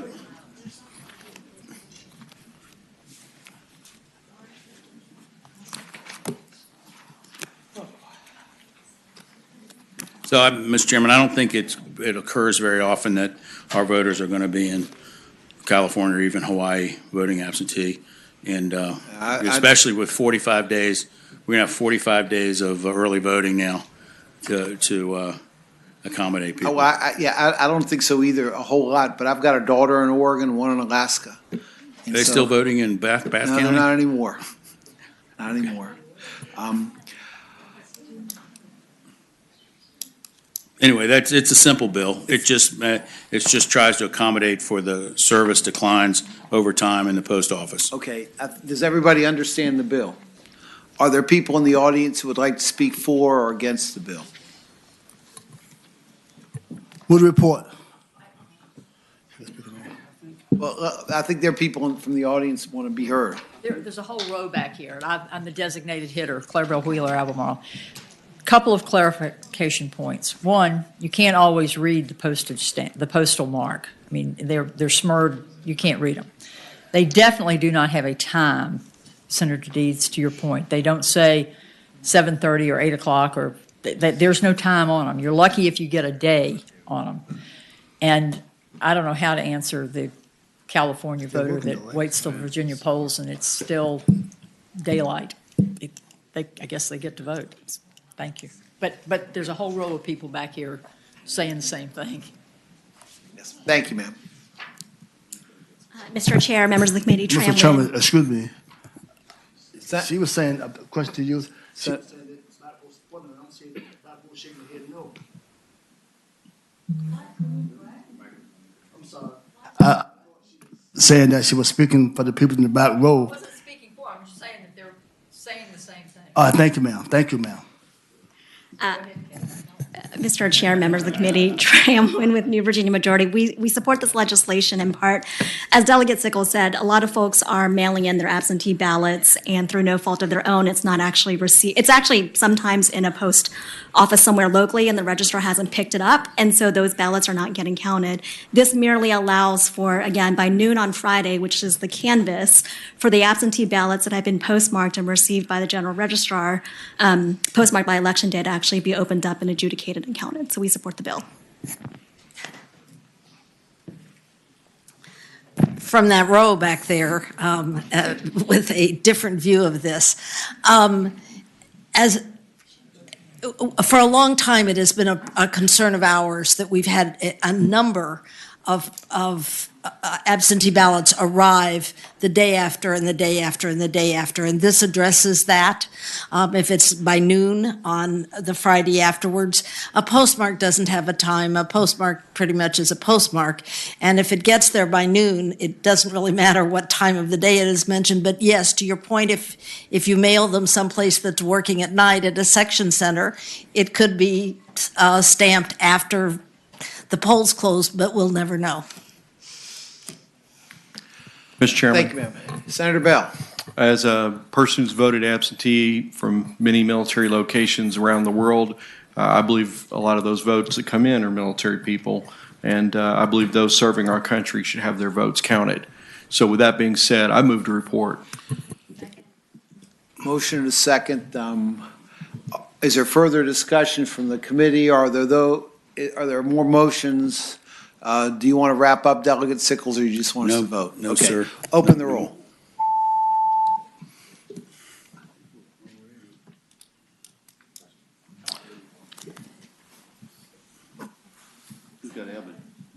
Oh, I've got. I apologize. I love this system. Yeah. 13 ayes, 0 nays, 1 abstention. Okay. Delegate Sickles, you've got 239. That 239 sounds a little contradictory, but it moves the deadline for applying for an absentee ballot back a couple days for the same reason in the decline of postal service. And I think there's even broader support for this, just so you don't give a person unintended, you want to get them to act earlier. There's other ways to vote in person past this time, but if they want to get one in the mail, the registrar get the request in the mail, get it back to their house, and get it in the mail by election day. This just takes away a false system assurance that you have with the current deadline, so it actually moves it back a couple days. So while this bill is 9 pages long, what basically, all it does is take the day from the 7th day prior to the election to the 11th day. That's correct. So people will not have I think a false we sense of understand the bill. security. It came out of this House without any negative votes. Move report. Well, there are people that want to be heard. They good. It's thumbs up. Okay, thumbs up. Are you thumbs up? Mr. Okay. Chairman, Senator Peake. I did just want to point out, you said this several times, that just because something comes out of there, I've had some bills 40-0 out of here that I've taken over to House P&E that were killed yesterday inexplicably in subcommittee. So just because it comes out of the House 100-0 doesn't mean necessarily we should pass it here in our committee. I've had the same experience, Senator Peake, I assure you. You should give me a call before you go over there. Okay, we've had a motion. Do we have a second? Okay. Didn't you make the motion? Okay. Okay, a motion and a second to report the bill. Is there any further discussion or other motions? Open the roll. Is that right? 13 ayes, 1 nay. Okay, the bill's reported. You got House Bill 240, absentee voting. And again, this is a bill that came out of the House without any opposition. 240. We did that one already. Excuse me, we've done that already. Yes. Yes, but we also have 242 you've got, Yeah, yes. this has to do with just in that unusual situation where you have an emergency that occurs after the absentee in-person voting is closed, and it has a lot of text for the simple as it is. So it provides a process for qualified voters to vote absentee when emergency prevents them applying for an absentee vote ballot by the deadline and prevents them from voting in person on election day. Current law already allows qualified voters to request a vote absentee in the event of an emergency due to incapacitation such as hospitalization or illness of the voter or the spouse of the child or parent. This bill cleans up that language. It adds a provision to allow the Commissioner of Elections to facilitate absentee voting for emergency responders and service providers, such as utility workers who are offering assistance to an area during a declared state of emergency. The idea to add emergency absentee voting for declared state of emergencies came up when the Hampton Roads area was hit by a Hurricane Florence in 2018. So this process can only been used when an emergency has been declared, I believe. Okay, I think we understand the bill. Are there questions of Senators or Delegate Sickles? Senator McDougal. Where is emergency defined? Senator, you see we're talking about down here on the line, it's not a definition, but on line 90, talking about a state of emergency. So that must be defined somewhere in the code what a state of emergency is by the appropriate authority. I don't know off the top of my head, but I do believe we have a definition for a state of emergency. As far as a general definition of emergency in this particular bill, there isn't one in this bill. Mr. Chairman, so. Senator McDougal. But is that the trigger for the rest of this provision? It has to be a state of emergency to trigger the rest of this? That's certainly the way I read it. Yes, sir. And it's the Commissioner of Election we're given the Commissioner of Election authority to act to make this happen in a state of emergency. Okay, are there those in the audience who would like to speak to the bill? Are there those on the committee who, are there motions, the bills before us, one way or the other? Move report. Okay, there's a motion to report and a second. Are there other motions or further discussion? If not, open the roll.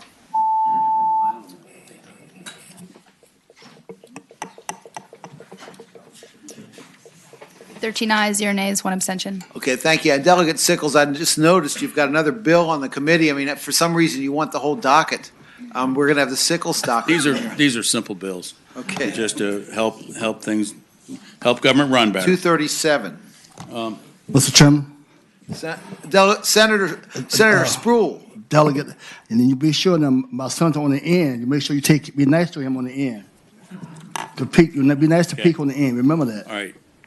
Can we do 237? Yeah. Okay, this is one that unlike the other bills you just presented, this did not come out of the House uncontested. You had one no vote, 98-1. I do not. Who was that person? And I don't know what happened to you. Okay, Mr. Chairman, members of the committee, this simple bill was actually requested by the Electoral Board Association because the deadline to appoint people was so close to a potential election, like we're in right now, close to the March election. And so they just moved back the month, move it back 1 month when a new Electoral Board member needs to be appointed. I understand that. From January 1 to March 1, 2 months, basically. I don't know. I don't think. So is there any, are there any questions? The electoral boards are okay with this? Yes, sir, we requested it. Okay. Do I have a motion on the bill? Mr. Chairman, Senator McDougal. I just ask a question. Most of the special elections for the House or Senate are actually that first week of January or the week right before Christmas historically. You are not going to find a perfect time, that's for Right. sure. So, I mean, is the thought is that those are fewer than what we see in approaching the March date? We actually have an amendment. We added them. It's not there anymore? Okay. Mr. Chairman, Senator McDougal, Barbara might be able to speak to this, but I believe the concern was that a March primary is a much bigger deal that takes place across the entire state versus a special election might be happening in one district. And also, if you think about, if we have a March 1st deadline, we now have today, we have a March 1st deadline. The problem is many localities don't even appoint these people till end of March. We can go a whole month with these. Same thing's going to happen in January. My suspicion is that if you've got special elections, that the judge will postpone his final appointment of the new electoral board, and this is my suspicion, until that special election is concluded. We had the same comment or request about recounts. That we put, I believe, an amendment in that said that the existing board will continue to serve until after the recount's done. Does that answer your questions? Are there other questions? You okay? Okay. So the bill's before the committee. Second. Got a motion and a second. Are there other motions or is there further discussion from the committee? Open the roll.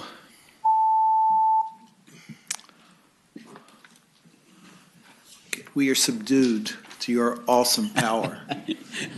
I'm glad I don't have anything more complicated than these bills. Can you do 236? Is that on the docket today? I don't think 236 is on the docket today. That's the We've reported 5-member already? board. Oh, you did that one in absentia? Oh, 236 was identical to a okay. Senate bill. Got it. So you're done. What about 241? Move to PBI. 241's not on our docket. It's not on our Good. docket. You know, you want to set a record. I mean, It's not on our docket. wasn't on the docket for the day? Wasn't on the docket today. Okay. Go All away. right. Go away. Give other people a turn. Good. We're gonna.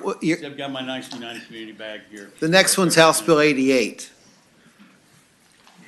Thank you so much. Thank you. That was a lot of fun. Thank you, Mr. Chairman. Give the Members delegate of the your committee. attention, please. House Bill 88 seeks to close a loophole in our campaign finance reporting law that allows candidates with multiple campaign committees that are on differing filing schedules to take money into one of their campaigns, then transfer it into another campaign to evade our campaign finance disclosure. So, for example, if there were a candidate who had an active campaign for an even year city council election and an odd year General Assembly election, that candidate would be able to take money into the city council campaign during the primary season for the General Assembly race and transfer it over to the General Assembly campaign, and the voters would not know the original source of those funds until So the July long and short of 15th. your bill is it would require the person who has multiple campaigns to file both reports at the same time. Yes, Mr. Chairman, that's That correct. would create more transparency for the process. It would create more work for the candidate. But, so if you're running for, say, lieutenant governor and you've got a House of Delegates or a Senate campaign set up, you got to file your paperwork at the same time. Yeah, we've got one statewide guy here. He's got to file all this paperwork. But the other side of that is people get to see actually where the money's going. You can't transfer it from one campaign to the other.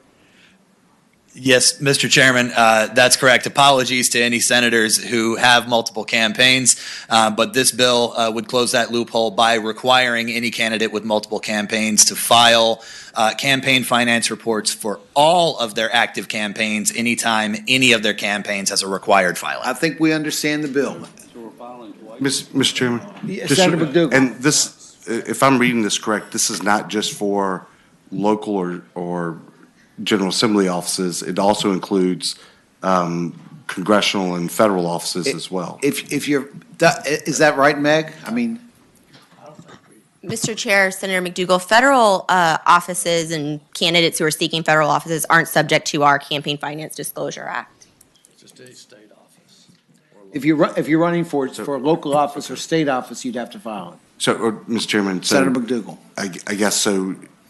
They don't file a statement of organization document, or is their document called something else? I'm not sure what they call it under the federal campaign finance laws, but they don't fall under our act. Mr. Chairman? Mr. Chairman, I guess the question I'm trying to ask there is, because the trigger here is if you've been named, if your name is on a statement of organization. So if you were running for federal, if that document is statement of organization, I think you're gonna, Mr. Chairman, still be triggered. So I don't know the answer. Mr. Chairman, Senator McDougal, if you look at Section E here, it says any person who's named as the candidate on the statement of organization for more than one campaign committee required to file campaign finance reports under this article. Okay. So federal candidates would not be required to file reports under this article because they do theirs through the Federal Election Commission. Senator Spruill. So, Mr. Chairman, so if I decide to run for congressional seat, then I don't have to file right now. But right now, I got a few dollars in my state account. It wouldn't apply. It wouldn't apply if your federal campaign. Federal campaign is not governed by this statute. That's what he's. Second question, Mr. Chairman. Let's say when I was on city council, I had to file for city council, then I ran for the House of Delegates. And I did the filing in city council when I moved to run for another seat. I just transferred the money from my council to the state race. I have already reported that.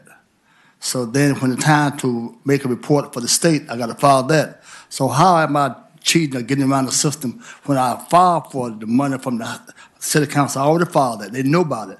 I got $20, for example. I got $20. I have already filed for that. Now I decided to run for the House of Delegates. So I transferred that account over. In the proper time, I got to file for that. So how am I getting around the system when I have already filed both places? So how am I beating the system? Mr. Chairman, Senator Spruill, under current law, the way that it's possible to hide campaign contributions from the public would be for new contributions that have come in since the most recent filing for the off-cycle election. So, for example, during odd-numbered years, an even cycle campaign would have to report January 15th and July 15th. And so it would be possible under current law for a campaign to take money into a city council race after the January 15th filing, and then transfer that money to the House of Delegates race. So the House of Delegates filing in March would show the transfer, but it would not show the initial source of the funds, and that would not be disclosed under current law until July 15th. Senator Spruill. Let's say the money would come in for city council race. Then once you put it in that file, when you do your filing, you have to account somehow for that extra money. You got to account for it somehow, even though it came in as city council. But you got to account for it somehow. So I'm trying to find out if you didn't have to account for it. Then you say, hey, you got an extra $5 into your city council race, and you move it over, and you are not accountable for it. But I got to account for it somehow. So I'm trying to figure out how you're trying to beat the system, regardless of how it came in, whether it's transferred or not. You got to account for it. Yes, Mr. Chairman, Senator Spruill, under current law, that candidate would have to file the city council campaign finance disclosure on July 15th. Which is approximately 45 days after the date of the House of Delegates primary. So this bill would make them file a campaign finance disclosure for the city council race on the same schedule as their House of Delegates race. That way, that information would be disclosed to the public prior to people going to the polls rather than after under current law. Mr. Chairman, last question. Senator Spruill. I can see that apply for the rest of them, but I'm statewide. Do I have to do that too? I'm statewide. Well, I got to do it. Mr. Chairman, Senator Spruill, I'm just kidding, young man. Don't lie. Mr. Chairman. Senator Reeves. So, Mr. Chairman, my question would be, as somebody who's run statewide, when I ran statewide, I still had a Senate account. And I transferred some of those monies from the Senate account to the Lieutenant Governor account.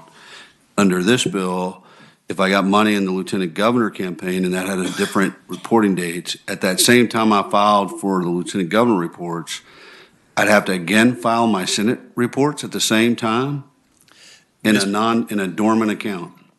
Mr. Chairman, Senator Reeves, this would apply to any candidate who has multiple active campaign committees under their name. So it is additional work for the candidates who have multiple campaigns. It's a ridiculous amount of work, what you're asking, I think. I think, Mr. Chair, Senator Reeves, I think what the patron's trying to do is to prevent somebody from sliding money into a city council campaign account, which then gets slid into a delegate account, a delegate campaign account, so that there's really not a lot of transparency or for the voter as to who's funding the delegate campaign, unless you go back and try to get on the cycle for the city council campaign. I mean, he's trying to create more transparency. I recognize that it could be potentially more paperwork for some of us.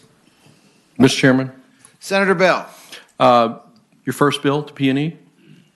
Mr. Chairman, Senator Bell, my first bill to the Senate, period.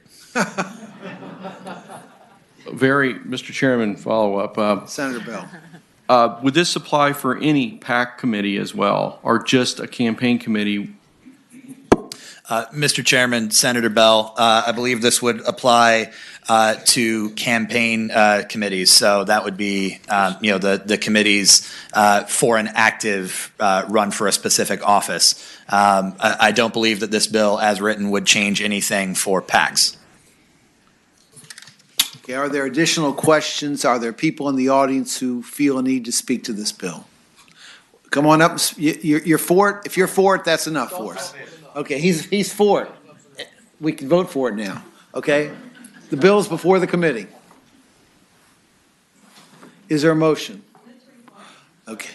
Motion and a second. Are there other motions or further discussion? If not, open the roll.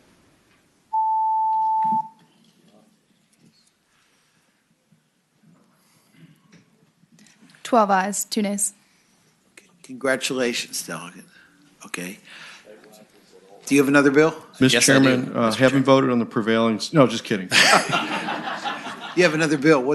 I do. What's that? Mr. Chairman, House Bill 1421. 14.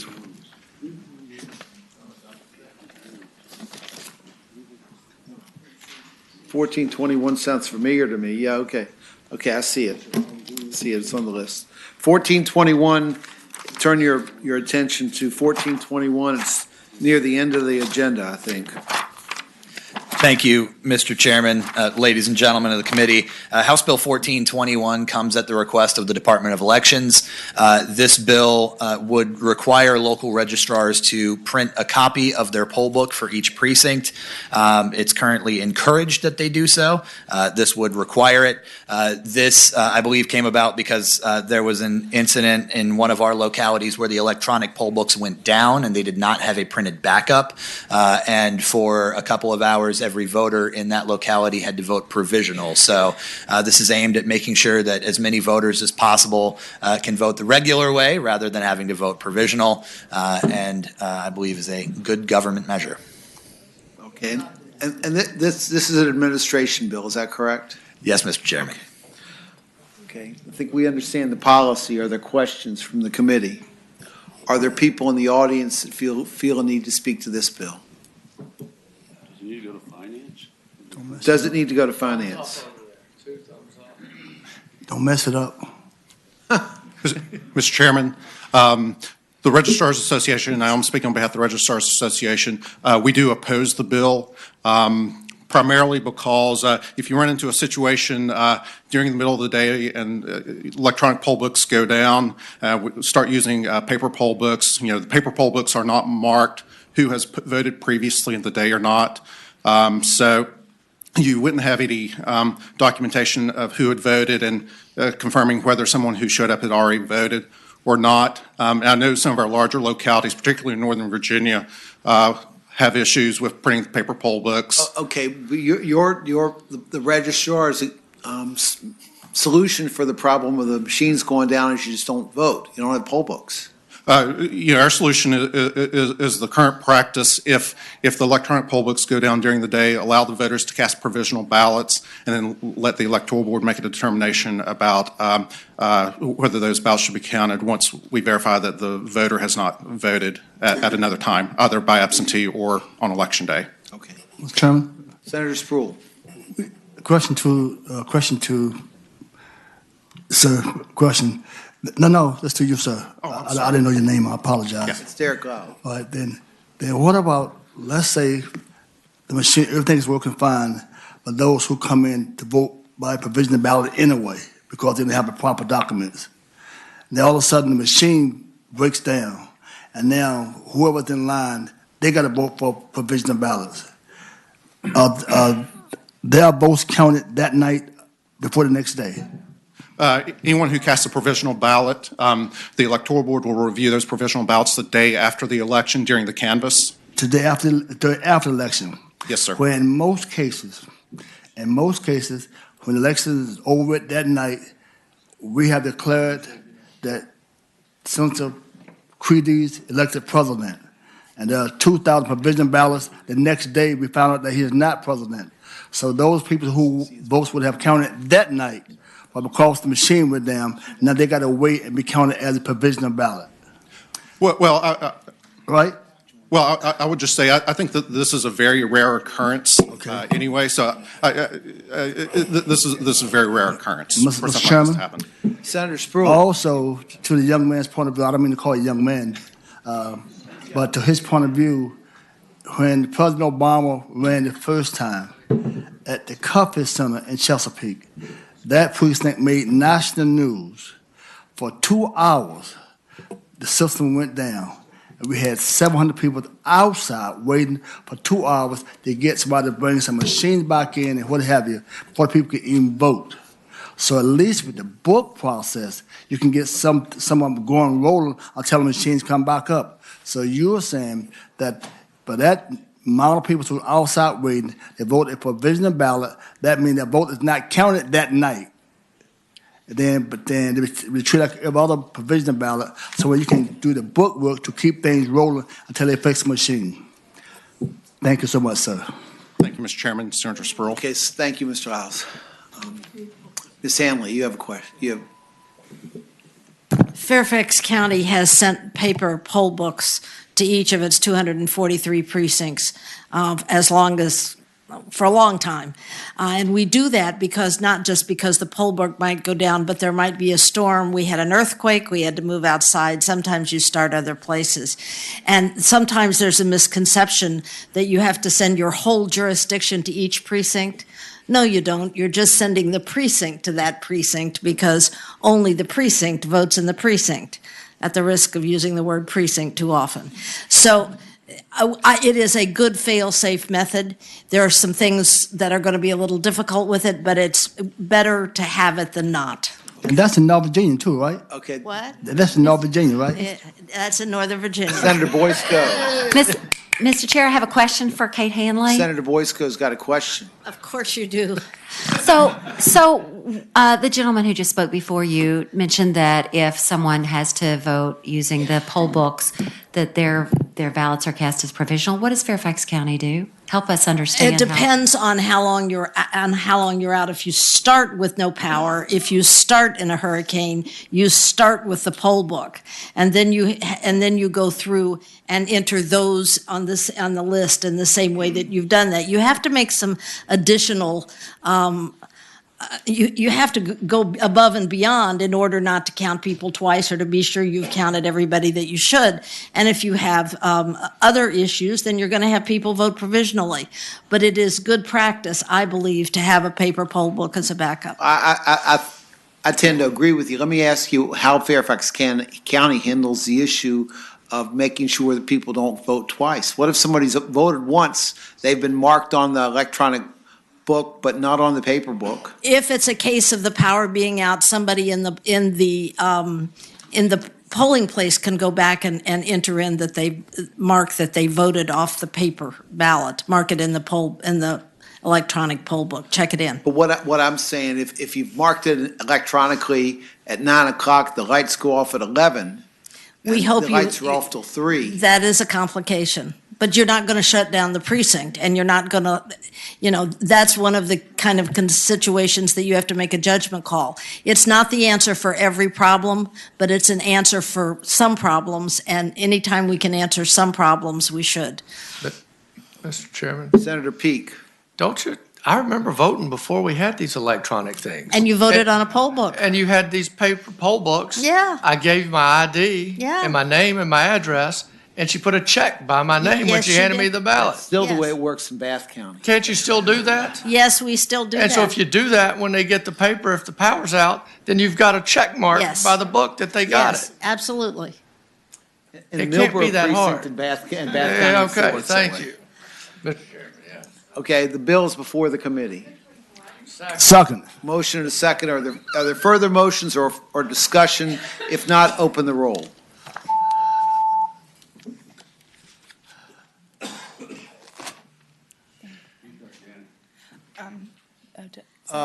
Bell has Janet, but Bell is gone. 12 ayes, 0 nays, 1 abstention. Okay, the bill's Thank you, reported. Mr. Chairman. The next bill on the list, and I don't know if this is working out so well. I hate for people to wait around so long, but the next one is 1061. I'm going through uncontested bills. There's a lot of discussion being generated, but these bills weren't contested in the House. It's 1061. Thank you, Mr. Chair. 1061 essentially offers candidates the option for electronic debit. Currently, if you are whether you're working on a campaign and you want to order buttons or anything at all on the internet, or you want to pay one of your staff by Vimeo, pay them back, what have you, you're out of compliance with the current code. So this just offers electronic debit payment. Okay, so this eliminates, say, the paper trail for financial transactions, but there's still a trail somewhere because there's the electronic. So technically, you could print out the information. It is a documented trail. It just allows for 21st century communication with a payer source. Okay, does everybody understand the bill? Is there anybody in the audience that feels like they need to speak to this bill? Okay, is there a motion on the bill? Motion and a second. Are there further motions or other discussion from the committee? If not, open the roll.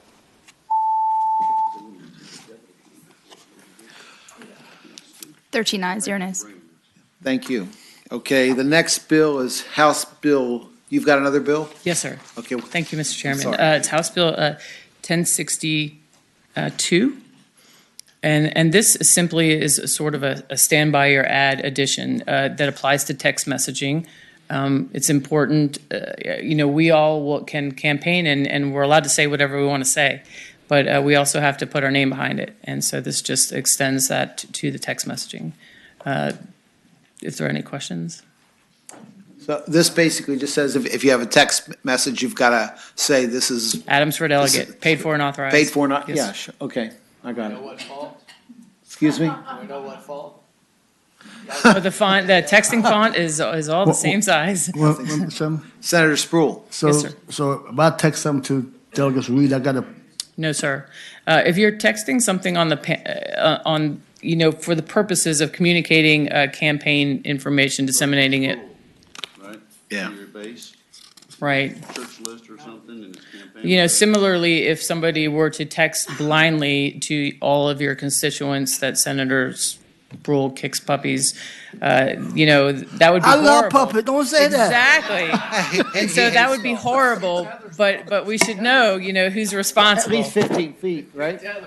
Mr. Chairman? Senator McDougal. I like the idea. My question is, on a typical disclosure, it's paid for and authorized by whatever campaign. And for text messages, you only get a certain number of characters That's to for put in there. tweets, I believe, not text messages. So- That would be Twitter, but text messages is, No, on text messages, you pay for the characters, and if you go past a certain number, it costs additional, and some of them won't take additional. At least that's what I had to pay for earlier this year. So my question is, with that, you're going to penalize people with longer names as well. So is there, so I just want, as we're thinking this through, do we need to shorten up how that disclaimer would be? I don't have any problem with it being a disclaimer, but is there a way for us to make it a little bit shorter when it's going out on text? Reference the code section, and it's a disclaimer. Could, well, I wonder if we could authorize the State Board of Elections to develop some sort of text Shorthand. disclaimer. What I'm familiar with is the Twitter limitation. I've never. Well, Mr. Chairman, I don't know that, I think the limit is every time you go above a certain amount of characters, you have to pay an additional amount of money, and some of the carriers' capacity to do the larger grouping is than others. So it depends on what entity you're using to deliver them.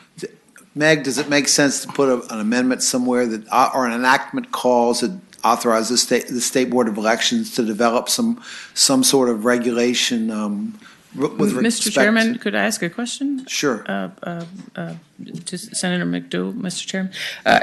Are you speaking to if you purchase, if you have a contract with a text messaging company to send out text on your behalf, is what you're saying is that company is charging you per word?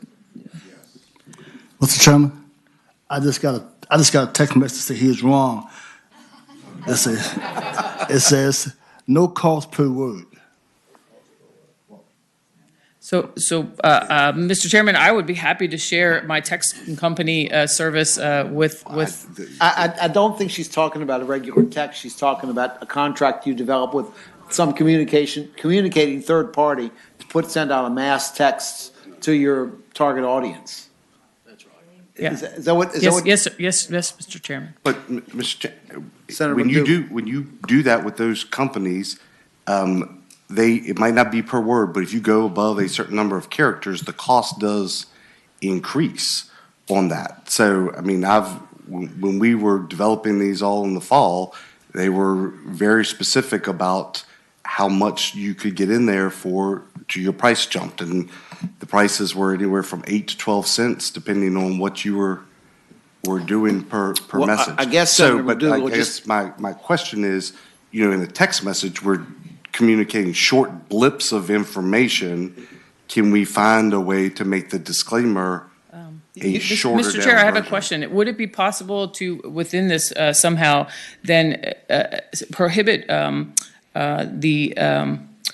the different vendors from ascribing that disclaimer to the cost of their particular text. Does that make sense? Why don't we take this bill back for a week and you work with Meg and see if, I mean, I'm not certain. I just don't Chairman, like. I just want to make sure, I like the fact that people know where the texts are coming from. I was just, we figured out, that's why I think people use hashtags and all those Yeah. other things. There's got to be a way for us to. I just haven't make had that to pay for my disclosure information Well, before, so I don't know I'll be if happy to do this- whatever I else. don't know either. I don't know whether it's legitimate or not, but I think in the meantime, if maybe you and McDougal would talk with Meg and see if Absolutely. there's other language you can develop. It'd be my pleasure, And sir. we'll take it up Mr. next. Chairman, question to her. Then what about, in my case, for example, I got a big family, and my granddaughter, did they do a group text? Is that? It does not apply to your family. Okay, the next bill is, and you've got another bill? No, sir. You done? Okay, the next bill on the list is House Bill 146. Have we already taken that up? Okay, House Bill 1053.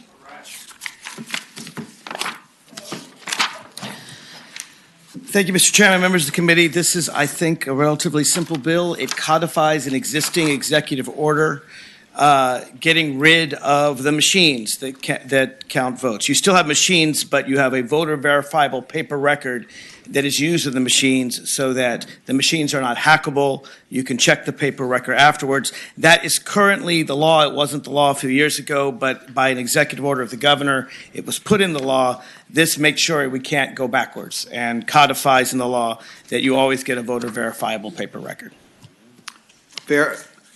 Puts in the code a paper trail, the paper trail. That is correct. It requires every printed ballot cast to be kept, at least until the records are not challenged and the election isn't challenged. Okay, I think we understand it. Are there people in the audience who would like to speak to this bill? The registrars are for it. Okay. Move to report. We've got a motion and a second. Are there other motions or people that would like to speak to this? All open the roll.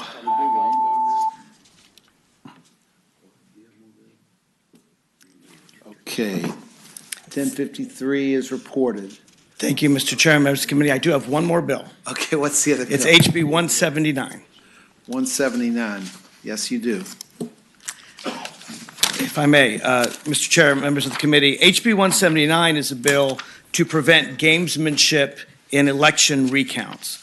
What the bill requires is that if you have a recount, you go through Precinct 101, you look at all the ballots that are overvotes and undervotes, you say so many are for candidate A, so many for candidate B, so many are set aside for the court to look at.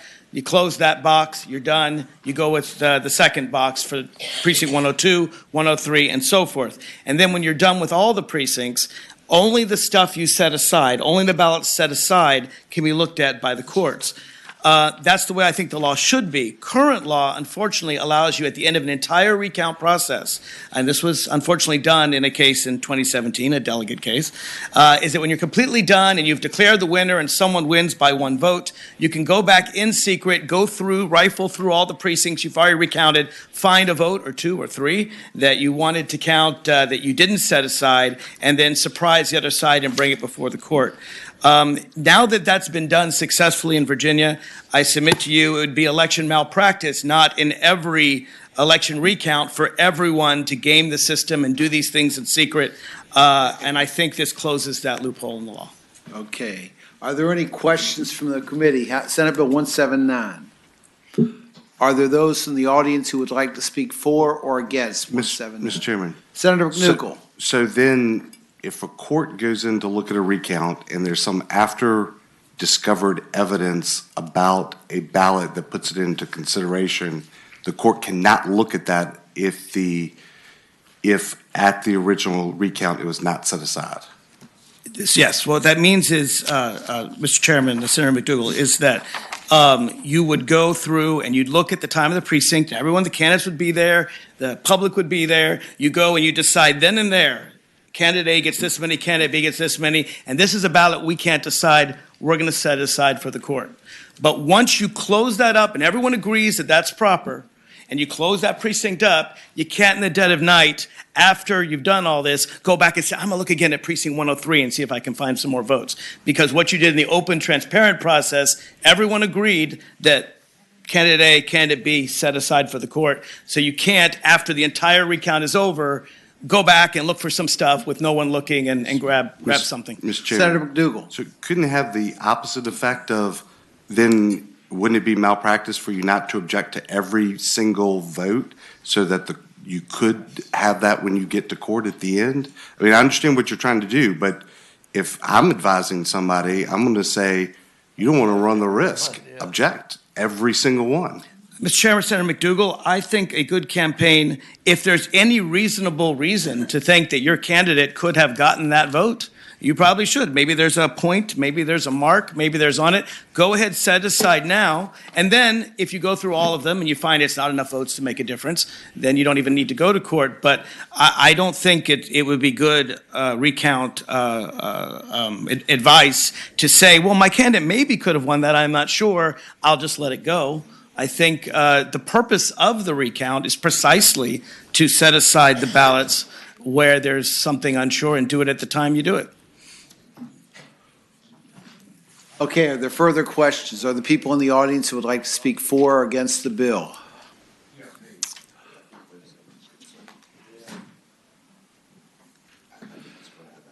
Come on up. We don't have all day, man. Question. What I'm understanding here, the box, like you said, the box is going to be counted by both parties, and they say everything is okey dokey. Or not, right. And the ones that are not, you'll set that box aside. Set the ballots aside. Set the ballot aside, okay. Then you go to the next box and so forth and so forth. Okay, I'll go forward. Okay. The bill's before, it's got the seal of approval from the Giles County representative. Mr. Chairman, so at the recount is typically done, well, there's the canvas that's done originally, and then there's the recount that's done after that. Correct. This is the recount, not the canvas. The idea is there wouldn't be another recount after the recount. Senator Boysko. As someone who has gone through a recount, you have large groups of people in the room watching, observing, making sure you have people from both parties inspecting every single ballot. This is the time when you need to raise an objection. And I think it makes sense. And clearly, if there's a question, as Delegate Levine was saying, if there's a question about it, absolutely you should put it in that pile. But to dismiss it and then later in the dead of night change your mind and then go fishing through, I think that raises all kinds of questions. Okay, the bill is before the committee. Move the report. Got a motion and a second. Are there further motions or discussion? If not, open the roll.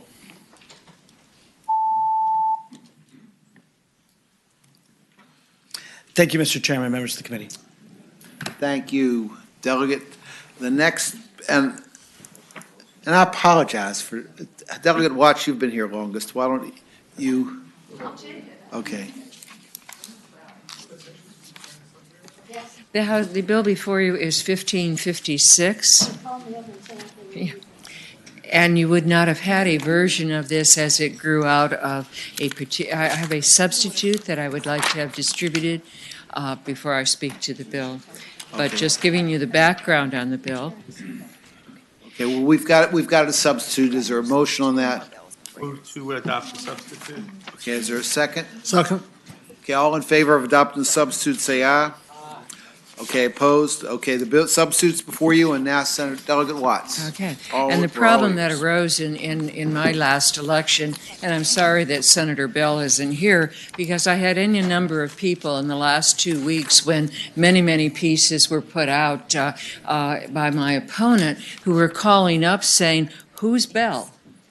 because the authority line simply read Bell for Virginia. It was in very, very, very small font, just to speak of that, but it was Bell for Virginia. And if you looked up Bell for Virginia on the internet, you couldn't come up with anything. There was no registered committee, et cetera. And therefore, the language before you, when it deals with the stand behind your ad, first on lines 39 through 42 of the substitute, and this is why there is a substitute before you, we wanted to make sure that in requiring that you use your name as it appears on the ballot, that we give enough flexibility so that Mike Bloomberg can continue to say this is Mike Bloomberg and not necessarily what might appear if and when he gets on a ballot.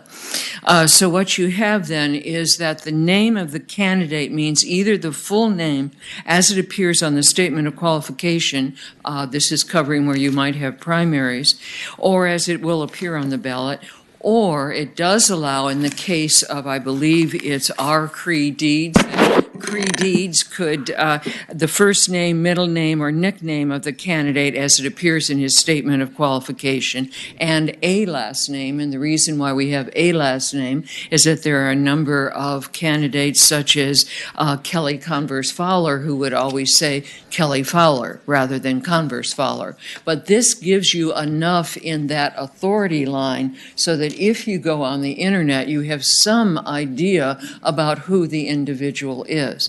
And so with that being the definition, you can then see what is required then in all of the authority lines as it would appear, for example, on line 122, it would be paid for by name of candidate or campaign committee as it appears in the statement of organization. So you also couldn't come up with all kinds of new committees, but it has to be the one that's registered so that, again, individuals are able to find out who this individual is. And then finally, we do have a last enactment clause that was raised in the House committee, and that says that in that third enactment clause, that the print media advertisements prior to the effective date of this act shall not be subject to the provisions of the act. So if you have a lot of campaign signs, you don't have to change the authority line or even grip cards that you might continue to use. And that essentially is the bill. Mr. Chair? Thank you, Delegate Boysko. Senator Boysko. Thank you. So, question for the patron. So my name is unusual, right? I'm pretty sure I'm the only Boysko in politics in Virginia, but my official name is Jennifer B. Boysko. All of my campaign literature says Friends of Jennifer Boysko. Would I be a registered campaign? Then it's fine. So okay. So the campaign name, not the name on the ballot. Let me return back to an example on line 122 that I used. It says that it has, and this goes after our current language, so it has to be paid for by, you either put in the name of the candidate or the campaign committee as it appears on the statement of organization. So if Friends of Jennifer, or whatever it may be, is what is on your statement of organization, then that's absolutely fine because it's something that's out there that people can track. Yes, Senator Peake. Mr. Chairman, was there a problem with this? Huge problem. What were they doing with the name or the committee? Wow. Well, what happened was in this particular instance, where you had in the last 2 weeks, more than 10 of these were sent out almost to every voter, and all that appeared as far as an authority line was Friends of Bell. Or I'm sorry, excuse me, I've got to get it right. Bell for Virginia. So in part because it was a common name, unlike Boysko, that added to the confusion, but there was not even a registered campaign, Bell for Virginia. So it was very difficult for people to figure out what in the world is coming out. And while I had copies of all of them, I happened to pick this one. Senator Peake. Was he a candidate or not? Was there no Bell running? The problem was, and now we're talking a little bit about the difference in areas. In my area, I could be in the Witness Protection League. People really wouldn't know. So that in my area, we don't have local media coverage of a race. So no one would necessarily know that someone was running against me. So what happened as this flood came out in the last 2 weeks, Bell for Virginia, and this one I just happened to pick by random, you'll notice that we're featuring a former Republican governor. Oh, I can't see. Yeah, and it's talking about a lot of things that you might expect that a Democrat might focus on a Republican candidate. So you didn't even have that clarity in it. It was extremely confusing. Mr. Chairman, so there was no Bell running. There was a Bell. His name was Nicholas Bell, Nick Bell. But he didn't start, he had a tremendous amount of outside money that he waited until the last 2 weeks to use.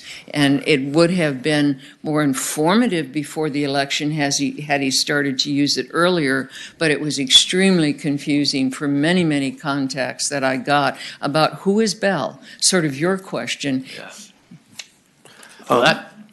Senator Pete. But if he's running ads, spending all that money on ads, and they don't know who the heck he is, it sounds like it's better for you that he wasted all his money. But anyway. I'm here.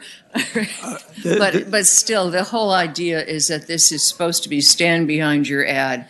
And this, I think it was a major problem when we don't define what the name is and we don't define what a campaign committee is, tie it down to something that's traceable. And Delegate Watts, if I might ask, is part of what you're asking, I'm sorry I came in a little late, that you want the first name and last name or just whatever is registered with the state? This is why I gave that flexibility that I was pointing out on lines 39 through 42, particularly in radio type of ads, any verbal ads, you would tend to say credeeds. You might not worry about putting our credeeds. Rip Sullivan being another. Obviously Monty Mason would never go by, and I was just recording this, T. Montgomery Monty Mason. So this allows that flexibility, but it is very identifiable, and again, I keep on referring, searchable on the internet to be able to make the connection. Thank you, Delegate Watts. Are there those who would like to speak for or against the bill? Is there a motion? Second. Okay, hearing a motion, all who favor the bill will vote aye. Those opposed, nay. Substitute. To the substitute.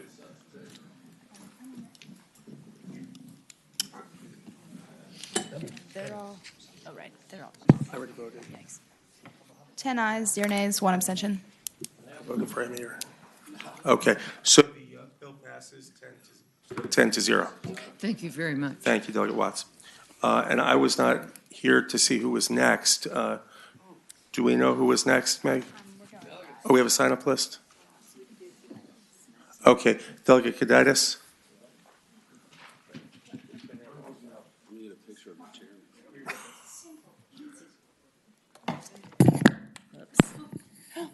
There's a penalty for destroying the microphone.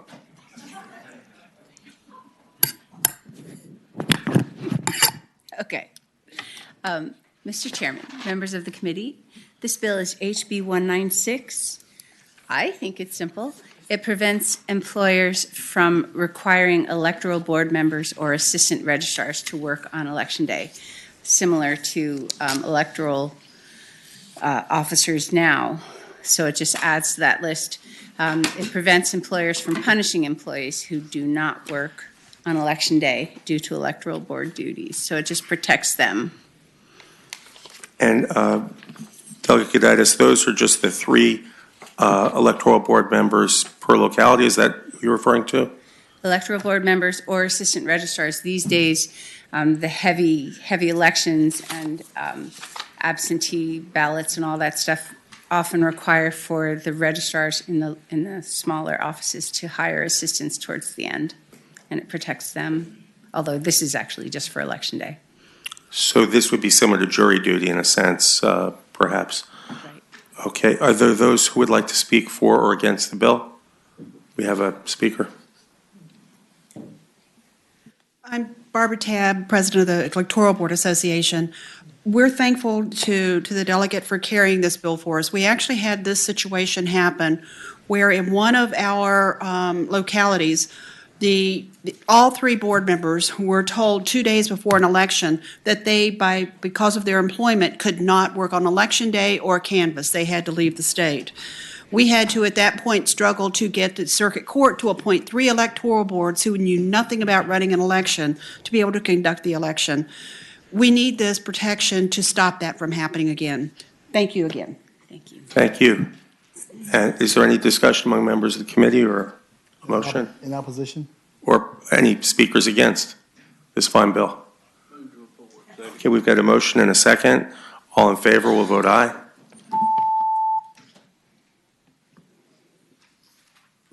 Ten ayes, 0 nays, 1 abstention. Okay, the bill passes 10-0, one abstention. Thank you, Mr. Chairman, members of the committee. Okay, we have Delegate Simon. Thank you, Mr. Chairman. How are you? Thank you. All right. I have, I think, 2 easy ones. I don't want to say one's a hard one because that might prejudice you. Which one do you want me to start with? The easy one. The really easy one. All right. The really easy one is House Bill 186, and this is about the Election Day Page Program. The City of Falls Church has a very robust Election Day Page Program. They like to bring high school students in to help out and hand things out, run errands and stuff for folks. They only have 3 polling places, and they have more pages than they do polling places, so they want to allow the pages to do some work inside the central absentee voter precinct. And so this bill would allow that by striking other than and adding which may include. Okay. We've got a motion and a second. All in favor, please signify by voting aye. 11 ayes, 0 nays. And that bill passes 11-0. And Mr. Chairman, I think that the council's got a substitute for House Bill 849. And what this bill is it's another one of these stand by your ad bills. And this actually gets to the issue. I think people are surprised to learn that we haven't already addressed this in code. But this goes to requiring folks to stand by their ad when they advertise on an online platform. So your Facebook, your Google, any of your online ads, it requires you to adopt the same disclaimer requirements for online videos, online print ads, online audio-only ads. And it also, the substitute has been reworked to accommodate some great feedback I got from both Facebook and Google on how they actually work and make sure that this is a workable scheme for them. It also requires the person placing the ad to identify themselves. So if you need to find out who placed this ad on the online platform, the service providers are required to retain that information, including telephone numbers and addresses, so you can find out who's been paying to place the ads. But we put the onus on the person placing the ad to identify themselves as a political advertiser. Okay, before we move into comment, is there a motion to adopt the substitute? Okay. All in favor of adopting the substitute will say aye. Aye. Any opposed? Okay. So we have the substitute before us. Can I ask you, Delegate Simon, can you, if you have a small ad, a little, I don't know how to describe it, a small, an inch by an inch, do you visually see paid for by? It would have to, so you might not actually be able to see it right there. If you click through, you would have to see it. But I think that the requirement is let's see. Identification by, do any of my experts want to help me out with that question? I'm going to phone a friend. I think it makes it identical to whatever a current print ad would have. So you'd have to put it in there. Do you want to help with that? Sure. I'll try. Mr. Chairman, members of the committee, Patrick Cushing on behalf of Facebook. There's a provision in here online, if you're looking at the substitute line 87, that covers television outlets and online platforms. And I think there was language, if I saw it, where the disclosure requirements will be the same for online as for television. Maybe Meg can help us. Okay. And can you remind us, Mr. Cushing, just for my edification, what are the disclosure requirements for television? I think it's the candidate's voice, right? Mr. Chair, if I may, so the print media advertisement section didn't actually need to be amended by this bill because we were just amending the definition of print media. But if that section was in this bill and you all were able to see it, you would see that there's language that says if clicking on the print media advertisement appearing in electronic format, so something that'd be on the online platform, the viewer is taken to a landing page or a home page that displays the disclosure statement in a conspicuous manner. So that would be the same rule here. That's what I was starting to say, Mr. Chairman. But I just couldn't find it in the bill, but that's because it's not part of the bill. Okay. And Meg, that's if there's a click-through or?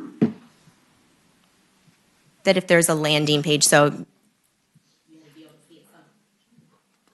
would have to appear somewhere conspicuously through some sort of click-through. Okay, well, it seems like this is a big improvement over having nothing the way we do now. Are there members of the committee with questions? Are there those in the audience who would like to speak for or against the bill? Yes, Mr. Chairman, Patrick Cushing on behalf of Facebook. We support the bill, and actually, I'll use a reference from Seinfeld, World Collide. I'm an attorney as well, and so I've helped clients navigate through this process some, and it's actually quite surprising, as the delegate mentioned, that we haven't had a dedicated place for online ads, where our current framework, as you know, is television, broadcast television, radio, and print. And so this is a step in the right direction, and we're happy to support this bill. Mr. Chairman. Yes, Senator Patrick, Reeves. before you run off, so how's this going to work with the new approval process on political ads with Facebook or your client? Is it going to make it easier to get those approved now? Because it's almost like a 3-check system to even get an ad approved. So Yeah. how will this help in that situation? Yeah, Mr. Chairman, Senator Reeves, good question. We have as you know, a much more rigorous process for ads that is internal to Facebook, and we'd like to think of ourselves as somewhat of an industry leader in this space, because we want to make sure that we're collecting the information so we know who, from Facebook's perspective, who is placing the ad. And so what the requirements in this bill somewhat follow what we are doing already, and that's making sure that the information is available and accessible to know who's running the ad. And so this is really a transparency measure, but does not, I would say, does not impact our internal approval process for Facebook political ads. Mr. Chairman, just Yes, so it falls Senator. along with kind of where you guys are heading, what's on place now? Yeah. Okay. Yeah. Thank you. Mr. Chairman, my name is Guy Rowling. I represent Google, and we had the opportunity to work with the delegate on this language, and we support the bill. Okay, thank you. If there's no other discussion or witnesses, I'd ask if there's a motion. Okay. All in favor of reporting will signify aye on the voting board.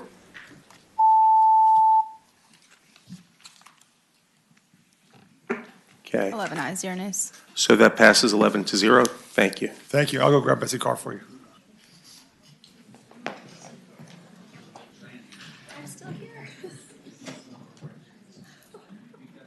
Okay, we're Delegate Tran, if you can be patient for 1 sec, we're just going to be at ease for a moment, and then you're next. Thanks for bearing with us.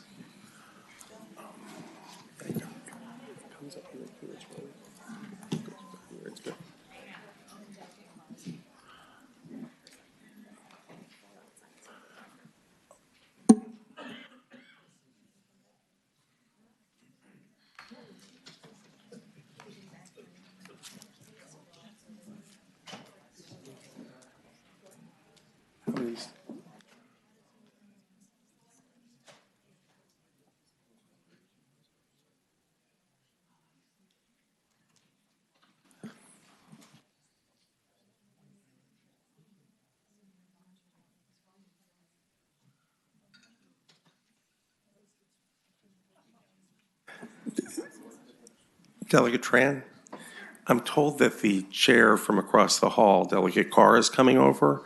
Would you object to just holding for one more? I don't know how long you've been waiting.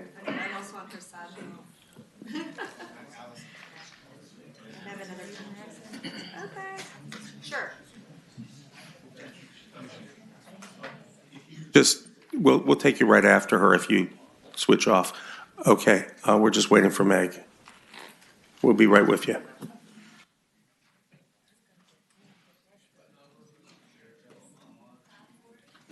Okay, well, let's ask Delegate Carr to come up here and tell us the bill number. Thank you. Mr. Chairman, members of the committee, we're looking at 539 and 540. 539 and 540, which are both JLARC recommendations, and they're intended to improve the administration of our elections here in Virginia. So first, I'd like to look at 539. It gives the State Department of Elections more statutory direction to make sure that each of the 133 general registers are doing all they can to hold legally pure and uniform elections. It does this through requiring them to focus on the biggest risk to the elections process. A recent JLARC review of the department pointed to the need for better state supervision of local election administration. And I'd like to ask a member of JLARC staff, Justin Brown, to come give you more detail on the specifics of HB 539 or if you have questions.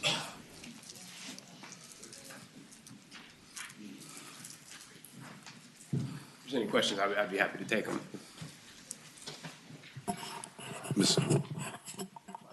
Mr. Chairman, I think this is one of the JLARC recommendations, and it's just trying to make sure that they can identify the big risk and try to work to solve those. So if somebody has, maybe you should hear if there's anybody in opposition. If not, I'll move to report. Is there any opposition to this bill? It is a JLARC recommendation. Move to report. Okay, so there's a motion and a second. Any further discussion, any more motions? Open the roll.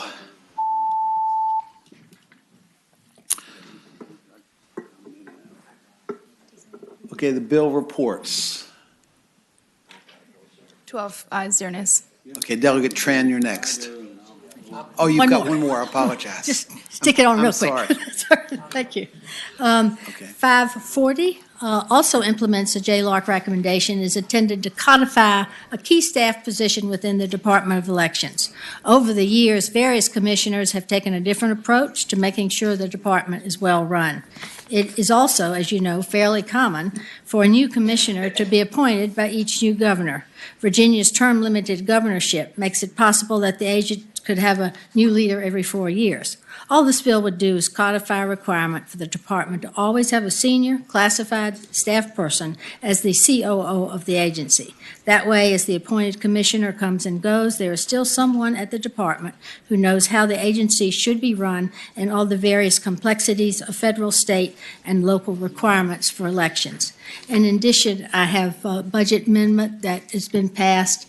It's item 86, number 2H. And it's part of the House budget. Yes, sir. Okay, this is also a JLARC recommendation. Are there people in the audience that are opposed to this?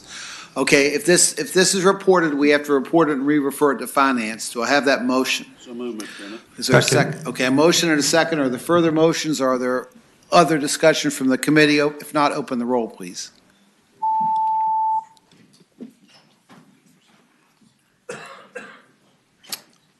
Fourteen ayes, 0 nays. Okay, the bill is reported. Thank you very much. Thank you, Mr. Chairman. Okay, Delegate Members of the Tran. committee. Thanks so much, Mr. Chair and members of the committee. I have House Bill 202. House Bill 202. Turn your attention to the delegate, please. So our current law requires election officers to be trained at a minimum 3 days before the general election in the November following the end of session, right? So if there are any special elections or primaries that had to be moved or anything of that sort that occur before November, election officers are not required to receive any training on any election laws that have changed. And so, for example, in Fairfax County in 2017, we had a special election for an at-large school board seat, and there were 684,000 voters. Is that like a fire alarm? Oh, okay. And so this bill would require election officers who are managing an election and in a particular locality to be trained within 3 days before an election they have. So if there is a primary or a special election, that they would receive the training. So this basically says if there are changes in the law, if we make the change, the training has to occur 3 days prior to the next election. Yes. Okay. Are there questions about this bill from the committee? Mr. Chairman, Senator McDougal. what happens if it doesn't? Does that mean those people are not qualified to work at the election? What happens now if they don't undergo the training? They're required under law to have training now, I think. Well, Mr. Chairman, I think if I'm understanding, the law is you have to be trained by November. So if you have a primary or special election or something in the meantime, you could still use individuals who've been previously trained, but maybe not trained on the new change. What this bill's saying, if you've got a primary election or something in September, you've got to do it before the 3 days before the election. So, Mr. Chairman, I guess so if the law becomes effect July 1, you would have to, that training would have to. The election this year is what, November 3, so it would still have to occur by the 1st of November. Right. So I don't. Mr. Chairman? Senator Evans. I would just suggest this is particularly helpful in the event of a special election. I mean, we know when the primaries are, we know when the November election is, but if we make changes on July 1st, someone resigns from a town council or whatever else happens, we would like those, any updates in the law, or if they're a new person on the job, we just want them trained. I think this just clarifies that.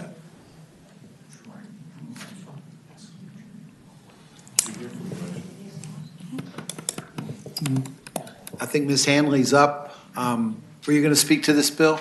I don't think so. Okay. Is there anybody else from the Registrar Electoral Board community that would like to speak to this bill? Okay. Is this all officers of election or just chiefs and assistant chiefs? Oh, that's great. It's written as, hold on, each officer of election. For us, that's 3,500 people, So three it- times a year? It says all No. relevant individuals. So it would be each officer of election who's so like in Fairfax County, if there's a particular precinct that's undergoing or a magisterial district that's undergoing that special election, so only those individuals who is administering the right word, administering that election. So we tightened up the language in our subcommittee to make sure that it's the individuals who are directly working on that election would have to be trained in the new laws. Because right now, if you use the example from the 2017 special election in Fairfax County, then none of those election officers would have had to be trained in any new election laws because it wasn't required at the time. And so in particular, we're also thinking about either special elections or frankly, if the governors and other primary elections are moved as a result of the census, then those trainings would have to occur then. And as that well. would still be between 3,500 and 5,000 people for us, several, before June and all of that. That's how many we use Madam- on an election day. Mr. Chair. Senator Reeves. So, So can I just clarify one, Kate went away, but to clarify, so right now you have to train everybody after session ends, you have to train everybody before the November election, right? That's what's in current code. So this is just saying if there's any election before that November election, individuals should be trained on the new laws that might be applicable to administering that election. So if there's a special election in September or October, you would be required to be trained on the changes. Yes. At least 3 days prior. I mean, there's some logic to that. Senator Reeves, you had a question. I just, one word, who determines relevant, what is relevant, and who determines that by the code that's written? I'm going to look to council to help explain because we made that change as a result of a suggestion from a registrar during subcommittee hearing. And again, sort of guessing, maybe the department could weigh in on how it's decided when someone has to undergo training in addition to what is already mandated before November general, but I believe it would be the department giving direction to the general registrars that they need to conduct some training on a change in a law that might be either taking place not on July 1st, but we do some weird enactment clauses sometimes, or because there's a special election occurring before November general, and so needing to have additional training provided to officers of election. Mr. Chair. Senator Reeves. Okay, maybe the easier question is, who's not relevant in an election office? I would say the intent of this subcommittee's amendment was that the people, an officer of election who is not going to be impacted by the election. So if in Fairfax County, that county is, I think, split by several House of Delegates districts. If there was a special election in one of those, only the officers of election who'd be working the precincts that would actually be administering that election would be the relevant individuals who are subject to this training requirement. Senator Evan. Yeah, thank you, Mr. Chair. Just to clarify, it's only whenever a change to the election procedures is made, and also something that Ms. Hanley said, she talked about 3,500 people to be trained. I would hate to have changes to election procedures in the duties of people and not have 3,500 people know what the new duties were. But the point was, of the last question, I think, if there's a depends if special it's election in countywide. Centerville, that doesn't mean the workers in Reston have to be trained Sure, necessarily. it just depends whether it's countywide or if it's in an individual individual magisterial district or House district. It would be, of course, fewer. Okay, are there other people in the audience who would like to speak to the bill? I think I saw Mr. Lyles. Just really briefly, Derek Lyle, on behalf of the Registrar Association, we appreciate Delegate Tran's work with us on the subcommittee level to improve the language, to clarify that it's only the relevant individuals for a particular election, and we do support it as written, as it's currently written. Okay, thank you. Okay, the bill's before the committee. I would move that we report. Okay, a motion and a second. Are there further motions or is there more discussion from the committee? If not, open the roll.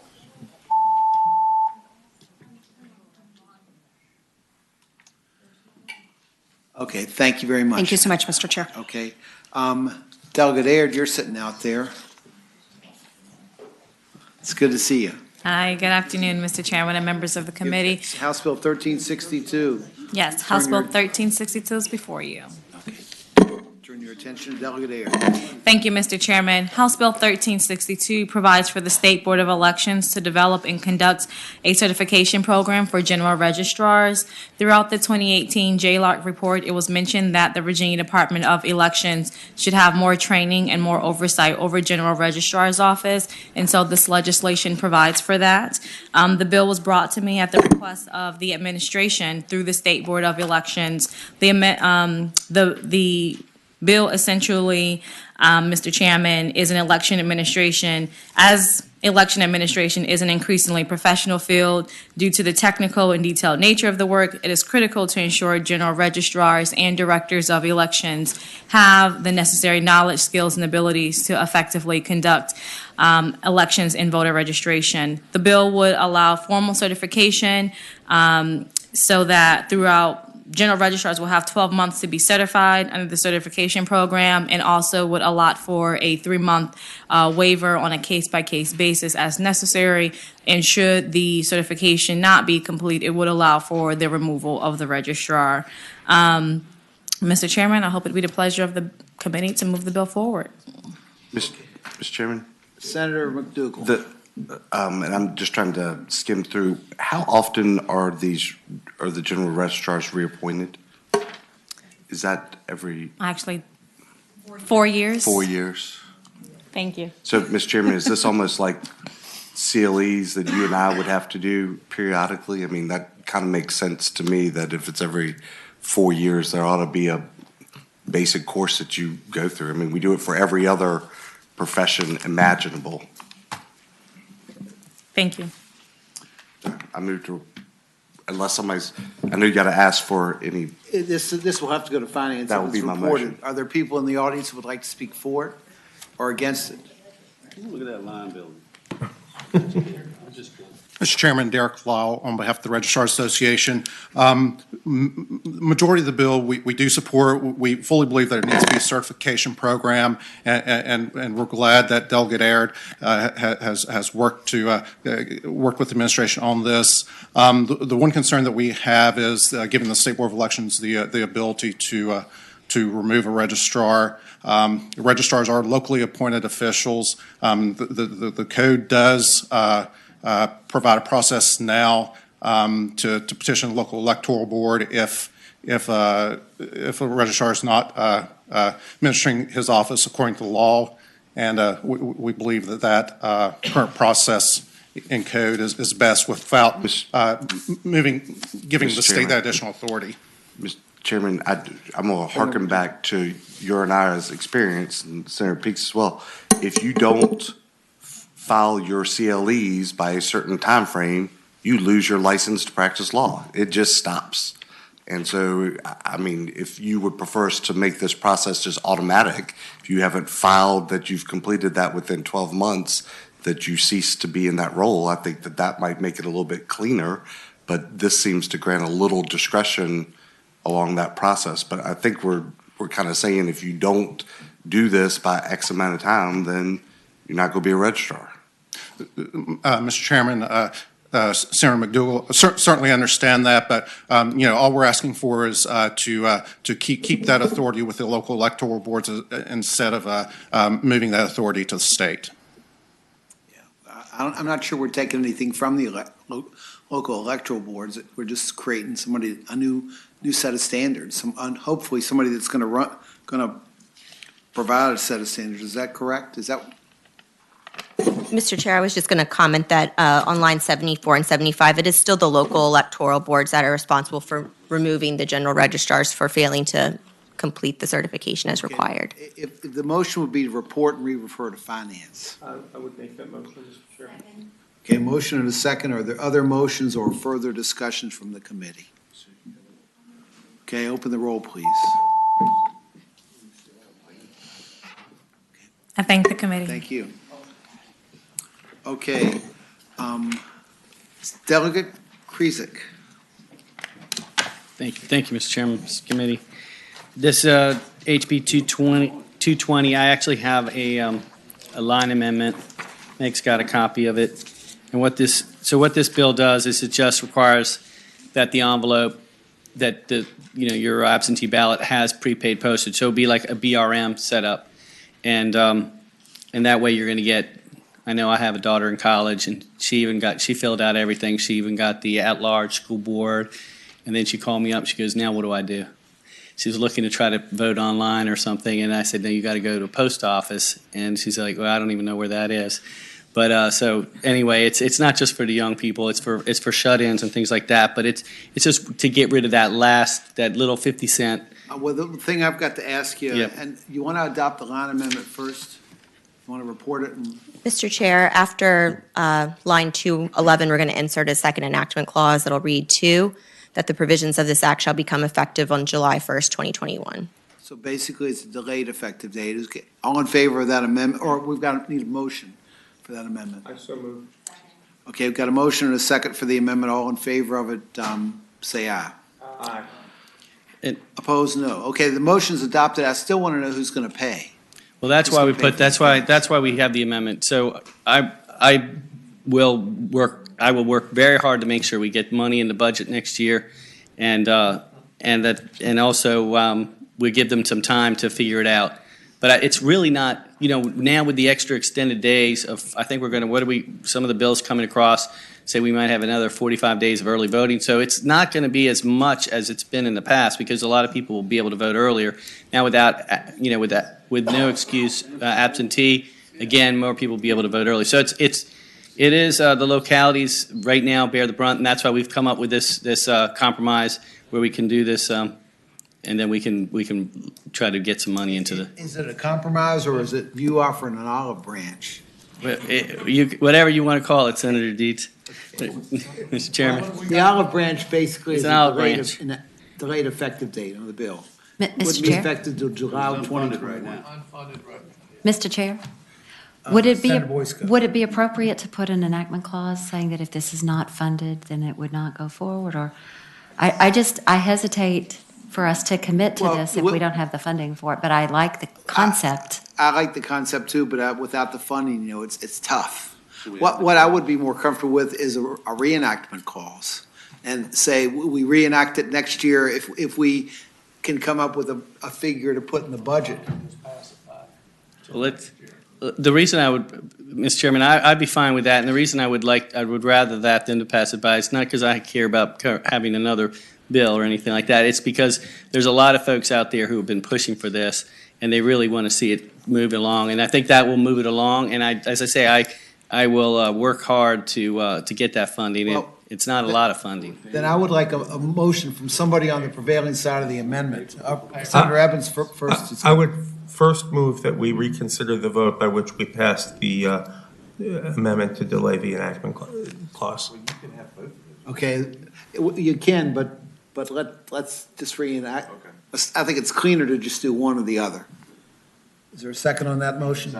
Okay, all in favor of reconsidering? Aye. Then I'd like the reenactment clause. Okay, then I would also move that we add a reenactment clause for this bill to take effect on July 1st, 2022. Well, the reenactment clause would require. Oh, that we vote on, yeah. We vote on it That we next year. re-vote. Okay, so to add a reenactment clause and speaking to that. Okay, Senator Evans. Delegate Krizak, you said you were going to work hard for this money. Are you on the Appropriations Committee? Yes, I am. And you work really hard? I'm going to work really hard. Okay. Yeah. Okay, is there a second to that motion? Okay, a motion and a second to put a reenactment clause on the bill. Is all in favor, say aye. Aye. Opposed, no. Okay, the bill with the reenactment clause is before you. Are there those in the audience that would like to speak? We understand the fiscal side of it. That's what the reenactment clause is all about.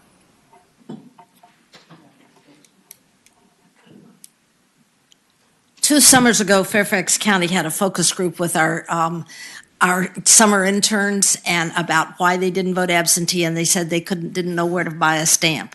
I don't think your daughter was one of our interns, but that is not an unusual thing. The opportunity to find the funds and to find out exactly how much it costs makes this something I think we can support because it's a good idea. And we need to figure out exactly how we will do that. Everybody won't do it the same way. But it is, the funding is identifiable. It's not something that'll grow on you. You can get a bill from the post office and know exactly what the state needs to pay. Yes, ma'am. I'd be interested in finding out the scope of the issue. You know, how many of these? The scope of our issue, we believe, for this year would have been about $90,000. $90,000 just for Fairfax County. That's just Fairfax County. Yes, ma'am. Mr. Chairman, and how many of those 90,000 would have actually come back? So No, that would be the number if we had a BRM, that kind of business reply mail, and what the cost would be. Not all of them come back. We think about somewhere between 70 and 80% come back, but then we don't have a permanent. So Mr. Chairman, It so does. that's just to get the BRM. That's not the cost of the postage after you've done it. No, that is the cost of the Okay. postage, but that's it. The only difficulty that we do need to talk about is when you have a business reply mail, even though the post office does work with us, all of us election folks across the country for speedier delivery. The BRM, which we would need to use, because we're not going to stick stamps on 60,000 envelopes to mail out, then we have to hire somebody. That does take an extra 1 to 3 days to get back, so. Okay, That's- thank you, ma'am. Thank you. Yes, ma'am, we need to hear something from Giles County here. We've heard from Fairfax. He brought up a good question there. How much, you gonna put out a lot of money and how much of it gonna be sent back? I'm against this because it's the return. I mean, I get a lot of prepaid envelopes in the mail from Tom, Dick, and Harry, and I end up going to the trash can, but somebody's paying for it. And when only 75% of the people in this country votes, so that means 75% of these envelopes got my toilet paper stamped on it is going in the trash can. So I think it's a waste of taxpayers' money. Okay, thank you, sir. Okay, the bill with the reenactment clause is before you. I just want to correct the record because the way BRMs work is they don't, and I do a lot of direct mail fundraising for my charity that I work for, Christian Relief Services, and the way your BRE or your BRM is you only pay for those that come back. And you get reimbursed if people do put stamps on them. Even if they put like the wrong stamp, they put a postcard stamp, 30 cents or 35 cents, you would get that back too. So it's not, there's no money wasted. You wouldn't have any stamps going in the trash can. With the reenactment calls, the bills before the committee. Okay, motion and a second. Are there further motions or further discussion from the committee? If not, open the roll.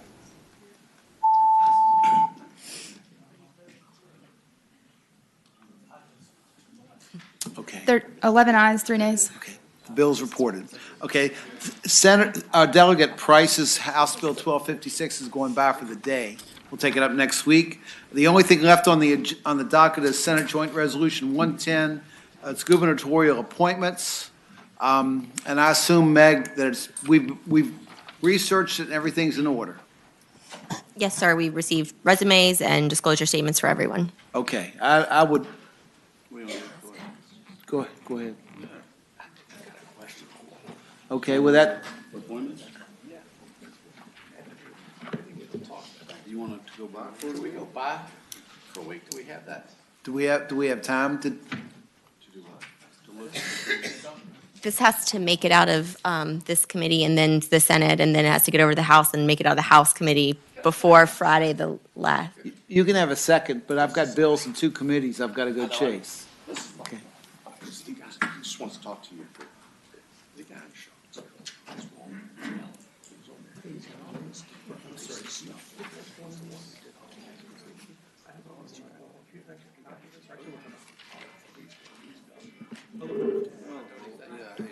You need to look at this.